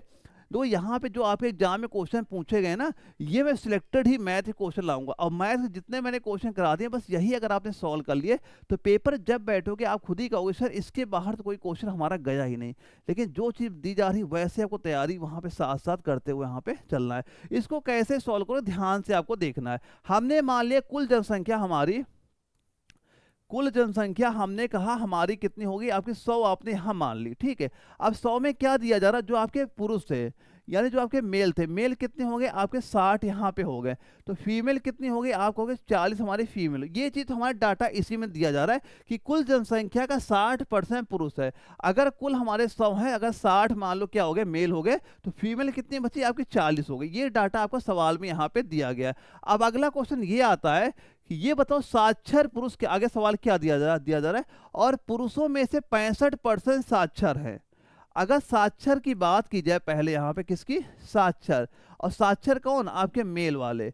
यानी 60 अगर पुरुष हैं और 60 का 65% साक्षर है तो यहाँ पे निकालो 60 का आपका 65% कितना हो जाएगा? 65/100 यहाँ पे करोगे, सॉल्व करोगे तो 39 यहाँ पे आ गया। कितने हो गए? 39 तो साक्षर हो गए। अब यहाँ पे एक चीज ये बोला गया है कि अगर टोटल 100 लोग यहाँ पे हैं और 70 यहाँ पे साक्षर हैं, अगर 100 में टोटल आपके साक्षर कितने? 70 हमारे साक्षर हैं। अब ये बताओ अगर 39 तो हमारे मान लो मेल साक्षर हो गए तो यहाँ पे हमें ये बताना है साक्षर आपकी फीमेल कितनी हो जाएंगी? 39, 70 में 39 ये हो गए तो फीमेल में क्या बताओगे? वो फीमेल हो जाएंगे 70 माइनस 39 करोगे, ये निकल के आ गया 31 यहाँ पे निकल के आ गया। अब क्वेश्चन ये पूछा जा रहा है कि निरक्षर महिलाओं की संख्या पहले ये बताओ क्योंकि हमसे निरक्षर क्या पूछा जा रहा है। अगर यहाँ पे निरक्षर कितने यहाँ पे हो जाएंगे ये बताओ। अगर टोटल संख्या फीमेल में कितनी है 40 है, और 40 में अगर 31 तो मान पढ़ी लिखी साक्षर हो गई, तो अनपढ़ कितनी यहाँ पे हो गई। तो यहाँ पे हमने क्या लिख दिया, साक्षर का हमने यहाँ पे लिख लिया। अब यहाँ पे हम लिख लेते हैं निरक्षर, कि निरक्षर फीमेल की संख्या कितनी हो जाएगी। ये 40 में आप क्या कर दिया, 40 में 31 माइनस कर दिया, ये निकल के आपके आ गया 9 निकल के आ गया। लेकिन हमें उनकी संख्या नहीं पूछी जा रही, हमें परसेंटेज पूछा जा रहा है। तो अगर 9 महिलाएं आपकी क्या है, निरक्षर है, कितने में, टोटल महिलाएं कितनी हमारी दी गई, 40 महिलाएं यहाँ पे दी गई। तो बटे क्या कर, 9/40 कर दोगे, और गुड़े क्या कर दोगे, 100 यहाँ पे कर दोगे। टोटल वैल्यू क्या आ जाएगी, 22.5% हमारी निकल के आ गई। तो आप आंसर क्या कह दोगे, निरक्षर कितनी महिलाएं वहां पे हो जाएंगी, निरक्षर महिलाओं का परसेंटेज कितना हो जाएगा, 22.5% हो गया। ऑप्शन सी इसका राइट आंसर यहाँ पे हो जाता है। सेम ऐसे क्वेश्चन पेपर में आएंगे, बस कैलकुलेशन आपकी आनी चाहिए। सवाल में क्या चीज दी जा रही है बस वो ध्यान से पढ़ते चलो, उसके आंसर सारे आपके आने स्टार्ट हो जाएंगे। अगला क्वेश्चन ये दिया जा रहा है, मूल्यांकन कीजिए। देखो यहाँ पे एक वही रूल लगाना है, बदमाश रूल। बदमाश रूल ही आपको फॉलो करना है, आपका आंसर बिल्कुल आ जाएगा। सबसे पहले क्या हम लोग हाल सॉल्व करेंगे, आप करोगे भाग, भाग के बाद क्या करेंगे, गुणा, गुणा के बाद करेंगे जोड़, लास्ट में कर देंगे माइनस, आपका आंसर आ जाएगा। देखो यहाँ पे सवाल हमारा, ये सवाल आपका दिया गया है, ठीक है। अब यहाँ मैंने क्या कहा, पहले भाग हल करो। तो 8 का भाग 32 में करो, कितनी बार जाएगा, 8 चौक 32। आगे संख्या लिख दो, -3 है, गुड़े 3 है, गुड़े 3। फिर मैंने क्या कहा, फिर आपको गुणा सॉल्व करना है। तो गुणा यहाँ पे लिखा है 4 3 12 हो गया, माइनस का 3 3 का 9 हो गया। तो 12 में 9 माइनस किया, कितना हो जाएगा, ये आपका टोटल हो गया 3। और यही 3 आपका क्या हो जाएगा, राइट आंसर यहाँ पे हो जाएगा। सीधा सीधा क्या कह दोगे, ऑप्शन नंबर आपको सी पे वहां पे टिक कर देना है, जो कि जालंधर एआरओ में एग्जाम में क्वेश्चन आपका पूछा गया था। अगला क्वेश्चन आता है, यदि रूट 3 tan थीटा बराबर 3 sin थीटा है तो sec थीटा का मान बताओ, यहाँ पे क्या हो जाएगा। देखो बिल्कुल सरल है, कुछ सवाल में नहीं है। देखो क्या दिया गया, देखो हमें पता है tan बराबर, tan को क्या लिख सकते हैं, sin बटे cos लिख सकते हैं। तो देखो यहाँ पे जैसे क्या लिखा, इधर सॉल्व कर लेते हैं। यहाँ पे हमने लिखा √3, जो यहाँ पे tan है, tan को क्या लिख दिया हमने, यहाँ पे लिखा sin थीटा बटे cos थीटा बराबर, आगे क्या लिखा है आपका, लिखा है यहाँ बराबर 3 साइन थीटा, आपका ये लिखा। अब देखो यहाँ पे हम ये लिख सकते हैं, अगर हम यहाँ पे कहें दोनों पक्षों का हम साइन थीटा से कर दें भाग, तो साइन थीटा से मान लो इधर भी हमने क्या कर दिया भाग साइन थीटा से, तो इधर भी हमने क्या किया साइन थीटा से इधर भी कर दिया भाग। तो ये साइन थीटा, ये तो ये हमारा कट गया, यहाँ से ये हमारा कट गया, इधर क्या बचा आपका √3 बटे cos थीटा बराबर, यहाँ क्या बचा है 3 बचा है। तो ये बताओ cos थीटा बराबर क्या हो जाए, cos थीटा बराबर हो गया हमारा, ये हो जाएगा आपका √3 बटे आपका ये √3 बटे यहाँ पे 3। तो एक आपको फॉर्मूला ये भी तो पता था वहां पे, कि आपको ये पता है कि आपका जो cos थीटा बराबर क्या होता है 1/sec थीटा यहाँ पे होता है। यानी इसकी संख्या हम अगर उलट दे, ये जो cos होगा वो sec के बराबर यहाँ पे हो जाता है वहां पे। तो यहाँ पे cos थीटा है, अगर इसे हम sec थीटा यहाँ पे लिखेंगे तो सिंपल से ये वैल्यू आपकी क्या हो जाएगी, पलट जाएगी, 3/√3 आपका हो जाएगा। तो इसका आंसर क्या बताओगे, 3/√3 आपका हो जाएगा। ऑप्शन नंबर बी पे आपको यहाँ पे टिक कर देना, ऑप्शन नंबर बी इसका राइट आंसर यहाँ पे हो जाएगा। बिल्कुल इजी सवाल है, बस सवाल लोग अगर आप प्रीवियस ईयर क्वेश्चन आप तैयार करते चलोगे, आपको एक आइडिया ये लग जाए किस लेवल के क्वेश्चन वहाँ पूछे जाते हैं, और यही सेम पैटर्न, यही सेम लेवल आपके एग्जाम में क्वेश्चन आप पूछे जा रहे हैं, जो प्रेजेंट टाइम पे एग्जाम में क्वेश्चन आ रहे हैं। तो ऐसे क्वेश्चन की तैयारी भी आपको वहाँ पे करती है।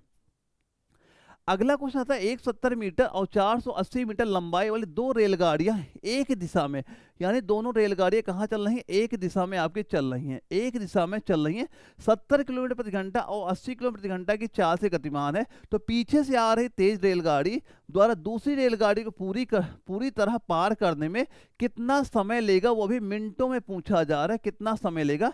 ग्वालियर एआरओ में एग्जाम में क्वेश्चन पूछा गया है। समय बराबर दोस्तों हमें सिंपल से फॉर्मूला पता है, समय बराबर होता है दूरी बटे चाल, यहाँ पे हो जाती है।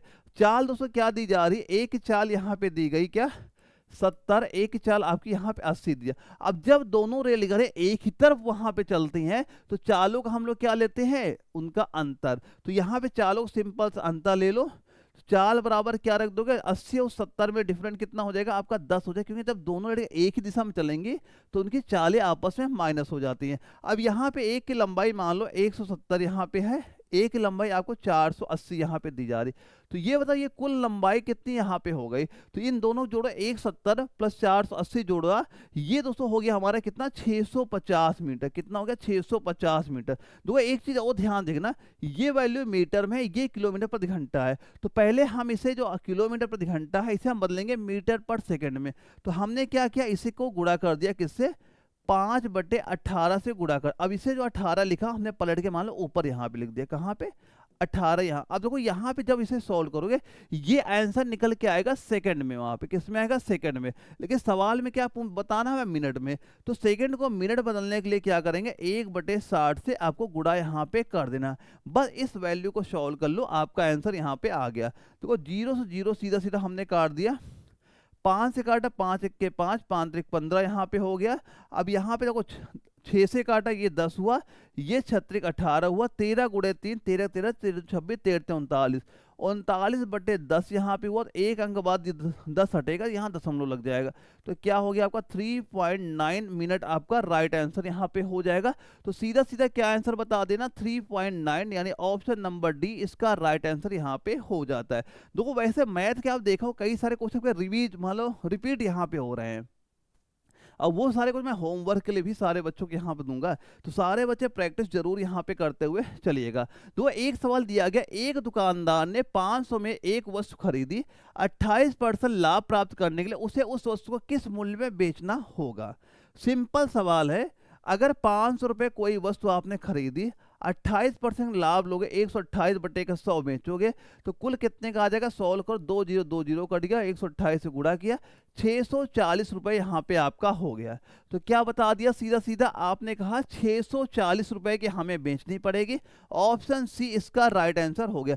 कैलकुलेशन अगर आपकी सही है, सारे आंसर बड़ी आप देखते उनके आंसर बता लोगे, और यही सेम क्वेश्चन पेपर में आपको देखने को भी मिलेंगे। अब एक सवाल पूछा गया, एक समूह में 30 विद्यार्थियों का औसत आयु 18 वर्ष है, जब शिक्षक की आयु शामिल की जाती है तो समूह की औसत आयु 1 वर्ष आपकी बढ़ जाती है, तो शिक्षक की आयु बताओ क्या हो जाता है। बिल्कुल सिंपल सवाल है, बस गुणा भाग का है, गुणा करके आपको माइनस कर देना, आपका आंसर आ गया। पहले थे 30 विद्यार्थी थे, औसत 18 थे, योग कितना था, पहले था 30 विद्यार्थी, औसत आपका 18 था, योग इसका हो गया आपका 540 यहाँ पे हो गया, ठीक है। अब सवाल में आया कि अब यहाँ शिक्षक की आयु शामिल की जाती है, यानी शिक्षक भी उसमें शामिल हो गया, तो जो अभी 30 विद्यार्थी थे, अब ये संख्या कितनी हो जाएगी, अब संख्या का होगा 1 आपकी बढ़ गई। यहाँ पे शिक्षक की आयु शामिल की जाती है तो समूह की औसत आयु 1 बढ़ जाता है, यानी पहले अगर औसत आपकी 18 थी, अब ये औसत कितनी हो गई 19 यहाँ पे हो गई, इन दोनों गुणा किया कितना हो गया 589, हमारा 589 आपका यहाँ पे हो जाता है। अब 500 बस देखो, अब यहाँ पे ये जो एक संख्या बढ़ी है, कौन बढ़ा है, शिक्षक ही तो हमारा बढ़ा है, और शिक्षक का पूछा गया कितना बढ़ गया यहाँ पे, तो 589 में 540 सीधा सीधा आप माइनस कर दो, जैसे आप माइनस करोगे कहोगे सर यहाँ 49 ईयर आ गया, तो शिक्षक की आयु हम सीधा क्या बताओगे, आप कह दोगे 49 साल का शिक्षक वहां पे हो जाएगा, तो क्या बताओगे 49 ईयर, ऑप्शन नंबर सी इसका राइट आंसर यहाँ पे हो जाएगा।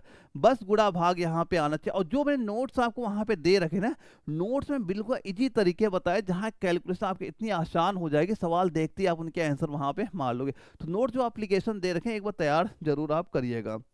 अब ये बताओ कि यदि साइन x बराबर 3/4 है तो cos x का मान बताओ कितना यहाँ पे हो जाएगा, cos x का मान बताइए कितना यहाँ पे आपका हो जाएगा, कैसे निकालो।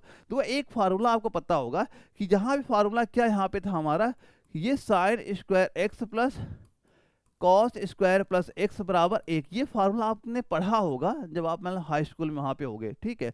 अब देखो जहाँ पे जो साइन x है, तो यहाँ पे जहाँ x हम 3/4 लिख दें, तो यहाँ पे क्या लिख सकते हैं, जहाँ पे साइन स्क्वायर x लिखा है यहाँ पे हमने लिख दिया कितना, अगर x बराबर 3/4 है तो यहाँ पे सिंपल सा हमने लिखा 3/4 का होल स्क्वायर हो गया, और प्लस का यहाँ लिखा है कॉस स्क्वायर x बराबर 1 है, तो यहाँ पे क्या हो जाएगा कॉस स्क्वायर x बराबर हो जाएगा 1 माइनस, इसका वर्ग खोल दो कितना हो जाएगा 1 माइनस 3 तक का 9/4 चौक 16। अब ये बताओ 16 में 1 यहाँ 16 हुआ, 16 में 9 माइनस कर दो कितना हो जाएगा आप कहोगे 7 यहाँ पे हो गया, यानी कॉस स्क्वायर एक्स बराबर ये हो गया 7/16 यहाँ पे हो गया।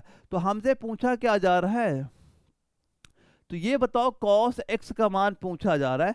तो ये बताओ कॉस एक्स बराबर यहाँ पे कितना हो जाएगा, इसका आप रूट ले लो यहाँ पे √7/16। तो ये 7 तो 7 √7 ऊपर लग जाएगा, और जो 16 का वर्गमूल करो कितना हो जाएगा, इसका 4 हो जाएगा।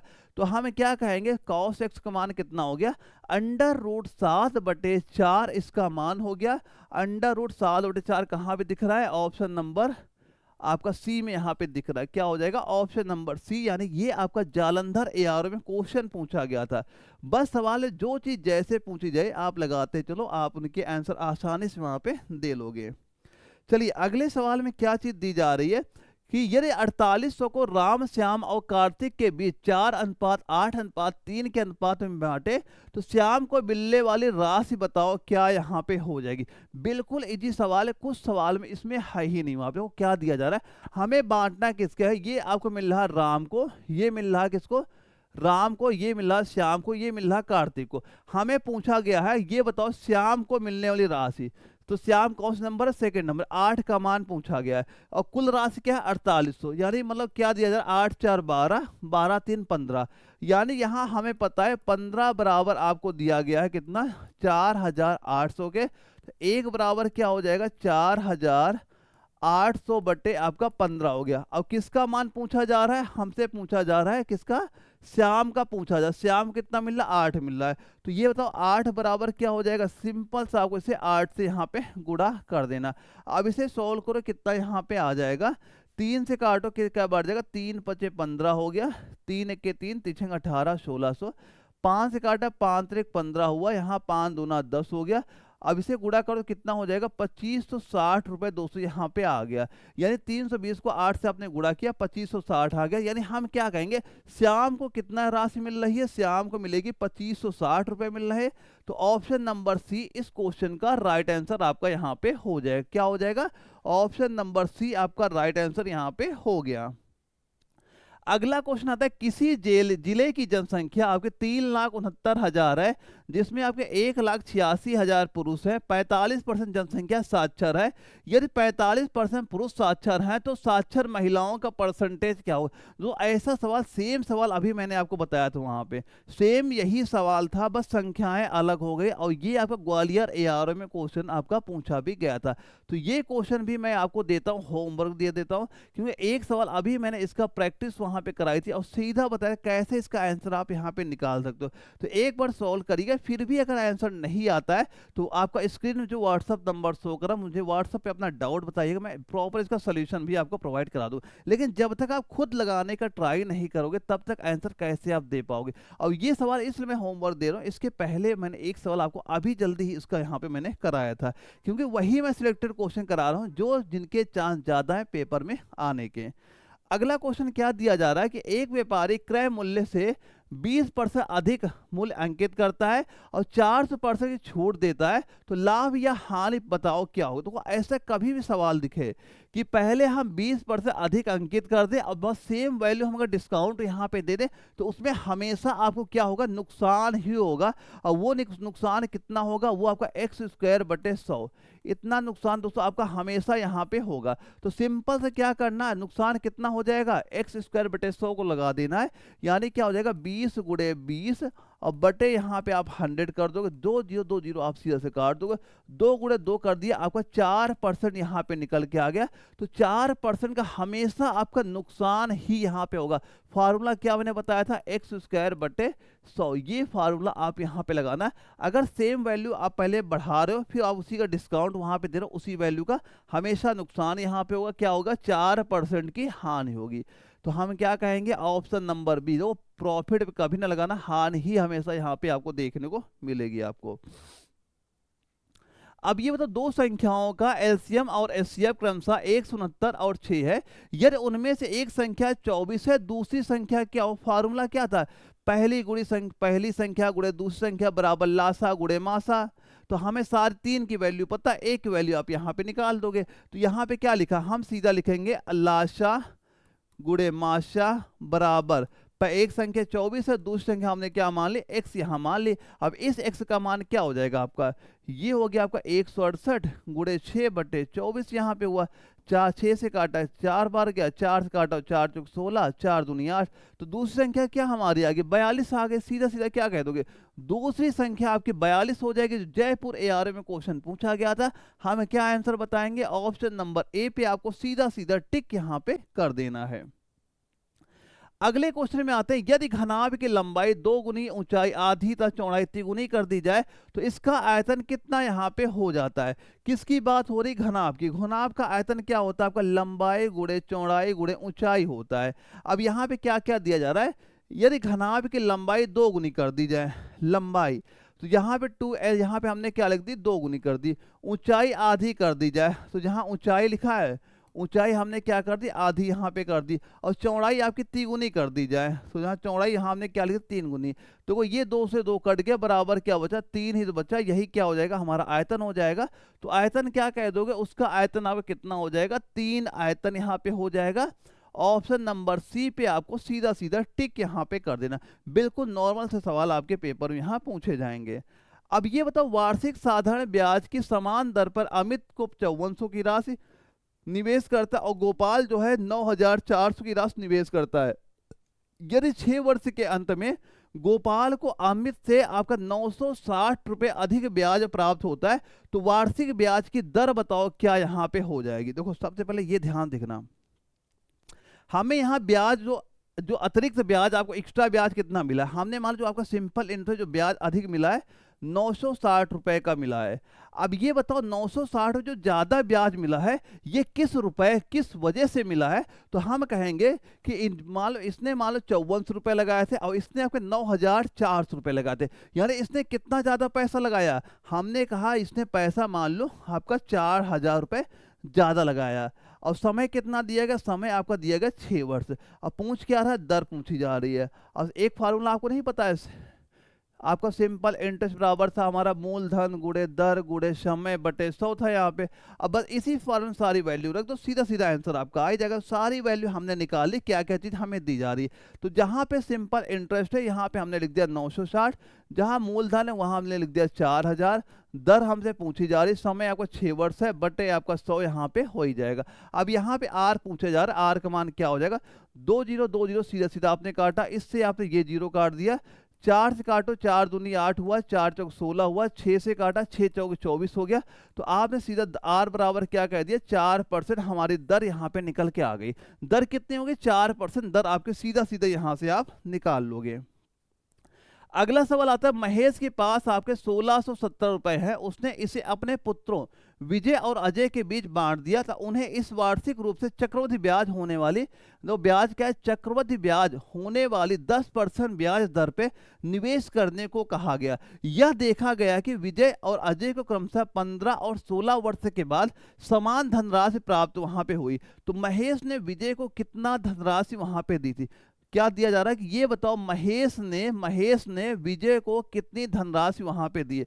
इस सवाल में भी कुछ नहीं है, बस इसकी लैंग्वेज इतनी ज्यादा हार्ड वहां बना दी गई कि बच्चा ऐसे ही कंफ्यूज यहाँ पे हो जाए। देखो हमें पता है जब चक्रवृद्धि ब्याज चलता है, इसको हम जो समय के हम देखो क्या लिखेंगे, 1 + R/100 की पावर t, यहाँ पे हमेशा हम लोग लिखते हैं जो ये ब्याज चलता है वहां पे। अगर यहाँ दर क्या दी गई, दर हमारी 10% है, 1 + 10/100 करो, 0 0 कट गया, 10 1 के 10, 10 1 11, 11/10 ये होता है। अगर 10 से भाग करें इसे हम 1.1 यहाँ सीधा सीधा लिख देंगे।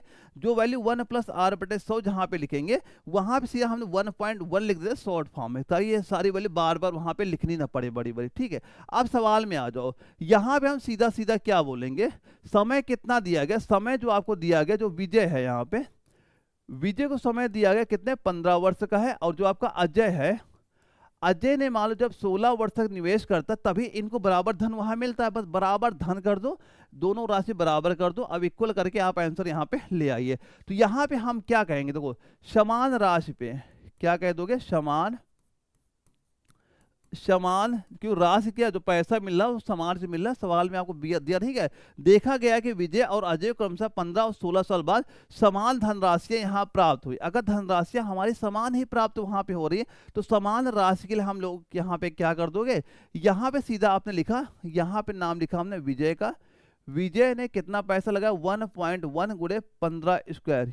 अभी मैंने जो आपको ये सॉल्व किया था 1.1 लिखा था, क्योंकि ये जो वैल्यू है इसकी जगह पूरी हम केवल 1.1 ही यहाँ पे लिखे, शॉर्ट फॉर्म के लिए हमने यहाँ पे सॉल्व पहले कर लिया था। अब इसके बाद अजय को क्या हुआ, अजय ने कितने समय के लिए लगाया, 16 वर्ष। तो यहाँ 1.1 इंटू आप यहाँ पे कर दोगे 16। देखो यहाँ पे 15 पावर दी गई, ये पूरी पावर आप कट गई, केवल क्या बचा 1.1 का वैल्यू पता है। यानी यहाँ पे एक बात हम ये कह सकते हैं, विजय को जो विजय बराबर हो जाएगा अजय इंटू 1.1 हमारा यहाँ पे हो गया। अब एक चीज हमें ये पता है, सवाल में क्या दिया जा रहा है कि जो पैसा हम लोग बांटेंगे यही 1617 रुपए ही आपको ये विजय और अजय में हमें डिवाइड वहां पे करने हैं। यानी हमें ये भी पता है कि जो पैसा बटेगा विजय और प्लस अजय में, विजय प्लस अजय में, ये पैसा टोटल है 1617 रुपए ही हमारा यहाँ पे दिया जा रहा है। अब देखो, अब ध्यान से यहाँ पे ये देखना कि जहाँ पे विजय का नाम लिखा है, जहाँ विजय, तो वहाँ पे हम क्या ये लिख सकते हैं, मान लो यहाँ पे हमने क्या लिख दिया, A1.N यानी अजय का नाम शॉर्ट फॉर्म में ए लिख दिया। तो जहाँ विजय लिखा है वहाँ 1.1 ए हम यहाँ पे लिख सकते हैं। और जहाँ अजय लिखा है, अजय का मान लो है ही अजय का, तो अजय का हमने सीधा क्या लिख दिया, जहाँ अजय नाम लिखा है वहाँ पे हमने क्या लिख दिया, ए, यहाँ पे सीधा एक वैल्यू लिख दी। यानी ये बराबर हमने किया 1617 के बराबर कर दिया। अब इन दोनों जोड़ो, क्या हो गया 2.1, कितना हो जाएगा 2.1 ए बराबर हो गया 1617 दोस्तों यहाँ पे हो गया। अब यहाँ पे आप ए की वैल्यू निकाल सकते हैं, ए बराबर क्या हो जाएगा 1617 को आप यहाँ 2.1 से क्या कर दो, भाग यहाँ पे कर दो, तो इसकी वैल्यू कितने निकल के आ जाएगी, ए की वैल्यू निकल के आ गई अजय की 770 रुपए यहाँ पे निकल के आ गई। यानी अगर अजय को 770 रुपए मिल रहे हैं तो हमें ये बताओ, यहाँ पे जो हमसे पूछा जा रहा है ये बताओ विजय को कितना रुपए मिलेगा। तो अजय को अगर 770 मिल रहे हैं और कुल धनराशि हमारा 1617 है, तो अजय को कितना मिलेगा, अजय को आप यहाँ पे निकालो, सीधा यहाँ पे लिख देते हैं अजय को। तो अजय को कितना मिलेगा, अजय को बताओ कितना मिल जाएगा। तो जो आपको ये 1617 यहाँ पे दिया जा रहा है, इसमें जो अजय को पैसा कितना मिला 770 आप यहाँ पे सीधा माइनस कर दो, तो ये कितना निकल के आ जाएगा 847 रुपए हमारा निकल के आ गया। तो हम ये कह सकते हैं विजय को कितना राशि मिलेगा 847 रुपए। एक बार स्क्रीनशॉट लीजिएगा दोस्तों, बाद में प्रैक्टिस करिएगा, क्योंकि ये सवाल थोड़ा आपके लैंग्वेज थोड़ी उटपटी यहाँ पे लग सकती है, क्योंकि ये क्वेश्चन बच्चों ने वहाँ जब जबलपुर ARO में पूछा गया था तो ज्यादा बच्चे छोड़ दिए गए थे। लेकिन अगर आपके पेपर में आता है, आपको ये क्वेश्चन छोड़ना नहीं है, बाद में प्रैक्टिस जरूर आप इस क्वेश्चन की कर लीजिएगा। अब यहाँ दोस्तों अगला क्वेश्चन आता है हमारा कि अनवर, अमित और गोपाल का औसत वजन आपका 45 किलोग्राम है। यदि अनवर और अमित का औसत वजन आपका 43 किलोग्राम है तथा अमित और गोपाल का औसत वजन आपका 42 किलोग्राम है, तो हमें ये बताओ अमित का वजन यहाँ पे कितना हो जाएगा। ग्वालियर ARO में GD के पेपर में क्वेश्चन पूछा गया, कैसे सॉल्व करोगे। देखो औसत बराबर क्या होता है, कुल पदों का योग बटे पदों की संख्या। तो योग बराबर क्या हो जाएगा, कुल पदों की संख्या गुणे औसत यहाँ पे कर दोगे। अगर यहाँ पे हम 3 लोग जो आपके दिए गए हैं, अगर यहाँ बात करें हम अनवर की, और हिंदी में लिख लेते हैं, नाम वैसे पड़ जाएंगे। देखो यहाँ बात करते हैं, अनवर लिख दिया, यहाँ पे हमने अमित लिख दिया, फिर यहाँ पे गोपाल। अगर यहाँ पे ये बात करें तीनों का योग कितना हो जाएगा, तो औसत अगर आपका 45 है, योग कितना हो जाएगा 45 गुणे 3 करेंगे, तो 45 गुणे 3 जैसे हम इसे यहाँ पे करेंगे वैल्यू कितनी आ जाएगी 135 kg हमारी निकल के आ जाएगी।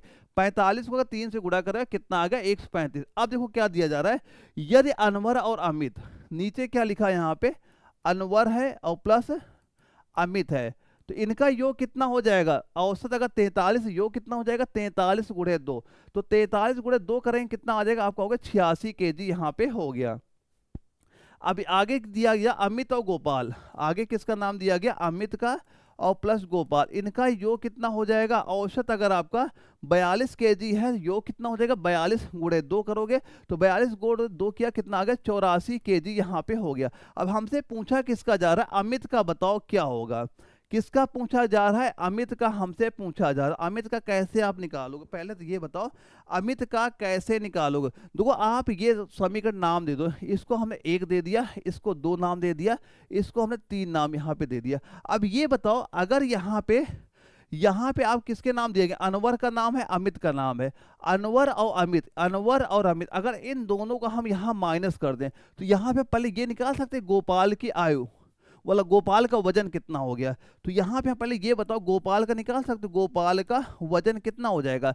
यहाँ पे क्या करो, ये वाली वैल्यू इसमें माइनस कर दो। अगर यहाँ पे 135 में आप ये 86 माइनस कर दोगे, क्योंकि देखो आपके यहाँ पे अनवर से अनवर कट जाएंगे और इधर आपका अमित है, अमित से अमित कट गए, बच्चा कौन? गोपाल। इधर वैल्यू आप 135 86 माइनस कर दो।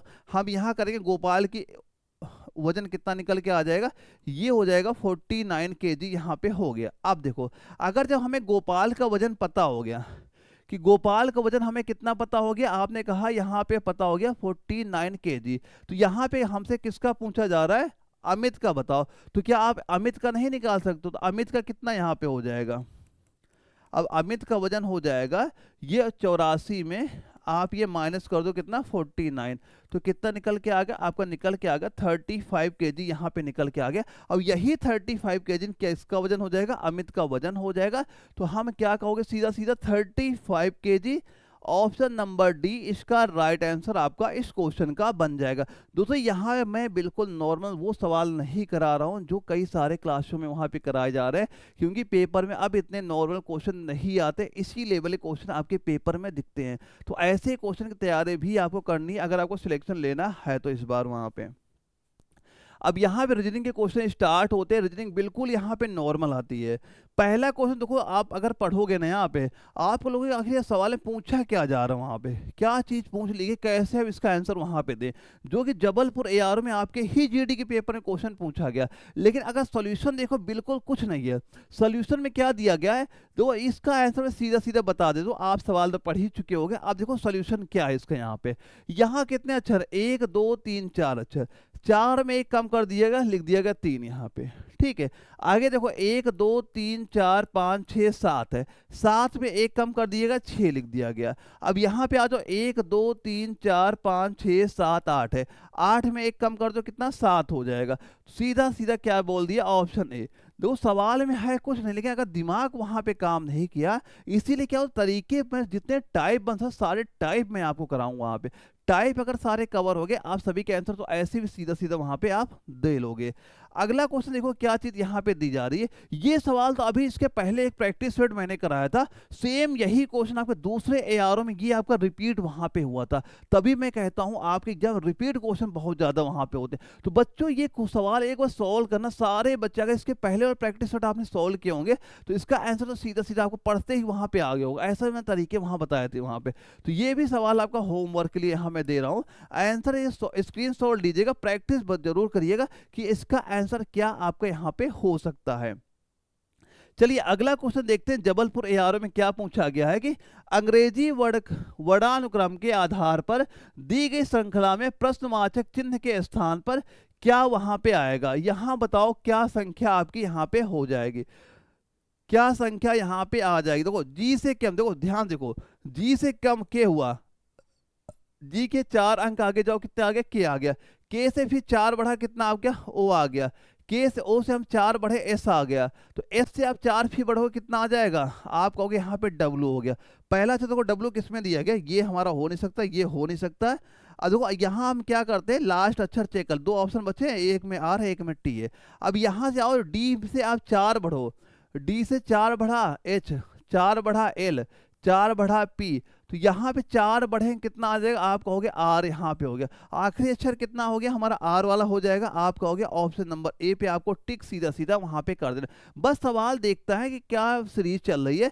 यहाँ पे हम देख रहे हैं कि हर अक्षर में +4 बढ़ रहा है। जैसे ए है, ए में 4 जोड़ो, बी सी डी ई हो गया। वैसे यहाँ पे हुआ कि जी है, जी के आप 4 शब्द आगे जाओ, तो जी के 4 शब्द आगे जाएं, के हमें दिख गया। सेम वही आप फॉर्मूला लग रहा है, सभी में फॉलो कर दो, आपका आंसर सीधा सीधा यहाँ पे आ जाएगा।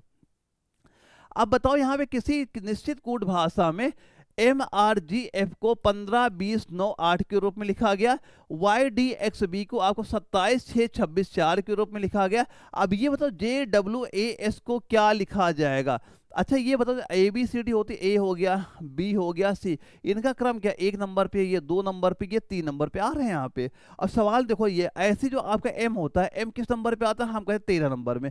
13 को अगर 15 लिखा गया मतलब क्या हुआ, इसमें आपका +2 आपका जोड़ा गया। अब देखो R होता है, R है आपका 18वें नंबर पे, इसे क्या लिख दिया गया, 20 लिख दिया, यानी आपको उसका नंबर क्रम लिया गया और उस क्रम में केवल 2 वहां पे जोड़ दिए गए। अब यहाँ पे सवाल में आओ, क्या दिया है, J है, J को ऐसे क्रम क्या होता है आपका 10 होता है, 10 होता है, J का नंबर क्या हो 10 होता है, 10 में 2 जोड़ा क्या होगा, पहला अक्षर हमारा 12 मिलेगा। 12 किस में मिल रहा है, देखो ये इसमें भी 12 नहीं, इसमें भी नहीं, इसमें भी नहीं, केवल एक ही ऑप्शन हमें मिला जिसमें आपका 12 राइट आंसर है, ऑप्शन बी पे आपको टिक कर देना। यानी क्या चल रहा है, उस अक्षर में केवल आपके +2 आपको जोड़ देने, उस क्रम में आपका आंसर सीधा सीधा वहां पे देखने को मिल जाएगा। आज का ये लास्ट सवाल यहाँ पे हो जाता है। इसमें दिया जा रहा है कि दी गई श्रृंखला में प्रश्न चिन्ह के स्थान पर कौन सी संख्या यहाँ पे आपकी आनी चाहिए। देखो सीरीज क्या यहाँ पे दी गई है, यहाँ पे लिखते हैं, यहाँ पे सिंपल से लिखा 83 है, 95 है, 108 है, फिर आपकी 122 होगी, फिर 137 होगी। अब यहाँ बताना है कि आगे संख्या यहाँ पे क्या आएगी। देखो ध्यान देखो, 83 में 95 कितना गैपिंग है, आप कह रहे हो 12 की, कितनी गैपिंग थी, 12 की। 95 से 108 में आपने कहा 13, इसमें कितनी गैपिंग है, आपने कहा 14 की। यहाँ पे कितनी गैपिंग दिख रही है, हम कह रहे हैं 15 की। यानी एक संख्या देख रहे 12 13 14 15, आगे जो संख्या रही होगी उसमें 16 की गैपिंग रही होगी। तो सिंपल से क्या करो, 137 में आप यहाँ पे 16 जोड़ दो, यहाँ पे क्या जोड़ दो, 137 में आप सीधा सीधा 16 यहाँ पे जोड़ दो, आंसर क्या हो जाएगा, 137 और +16 जोड़ोगे, ये हो गया 153, 153 यहाँ पे हो गया। तो आप क्या कहोगे, राइट आंसर क्या हो जाएगा, 153, ऑप्शन नंबर सी इसका राइट आंसर यहाँ पे हो गया। तो ये सारे क्वेश्चन हमारे कंप्लीट हो गए दोस्तों। यहाँ पे अगर 35 क्वेश्चन आपके सही हो गए, आपका सिलेक्शन बिल्कुल कंफर्म है यहाँ पे हो जाएगा। और जो बच्चे नए यहाँ पे, अगर उन्हें ये नहीं पता है कहाँ से एग्जाम में क्वेश्चन पूछे जाते हैं, तो ये जो नोट्स मैंने आपके साइंस के, जीके के, मैथ के, रीजनिंग के जो मैंने हैंड रिटन नोट्स आपको दे रखे हैं, ये तैयार करें। नोट्स आपको बनाने नहीं पड़ेंगे, बने बनाए नोट्स हैं, बस जितना टाइम बच रहा है इनकी प्रैक्टिस करना। जब आपका पेपर लगे, पेपर में क्वेश्चन सीधे सीधे आपको यहां से देखने को मिल जाएंगे, और साथ यहां 50 प्रैक्टिस सेट भी आपको देखने को मिल जाएंगे। और ये सारे नोट्स आपका जो एप्लीकेशन एने वाला है, वहां पे सारा सीधा प्ले स्टोर पे जाना, एने वाला सर्च करना है, एप्लीकेशन ओपन हो जाएगा, इसी में इसी फोल्डर के अंदर सारे नोट्स आपको देखने को मिल जाएंगे, और 50 प्रैक्टिस सेट भी इसी में इंक्लूड आपको मिल जाएगा। बस पेपर के पहले एक बार तैयार जरूर वहां पे कर लीजिएगा। तो ओके दोस्तों, कल हम लोग फिर मिलेंगे 6:30 बजे एक अगले प्रैक्टिस सेट के साथ। तब तक के लिए जय हिंद।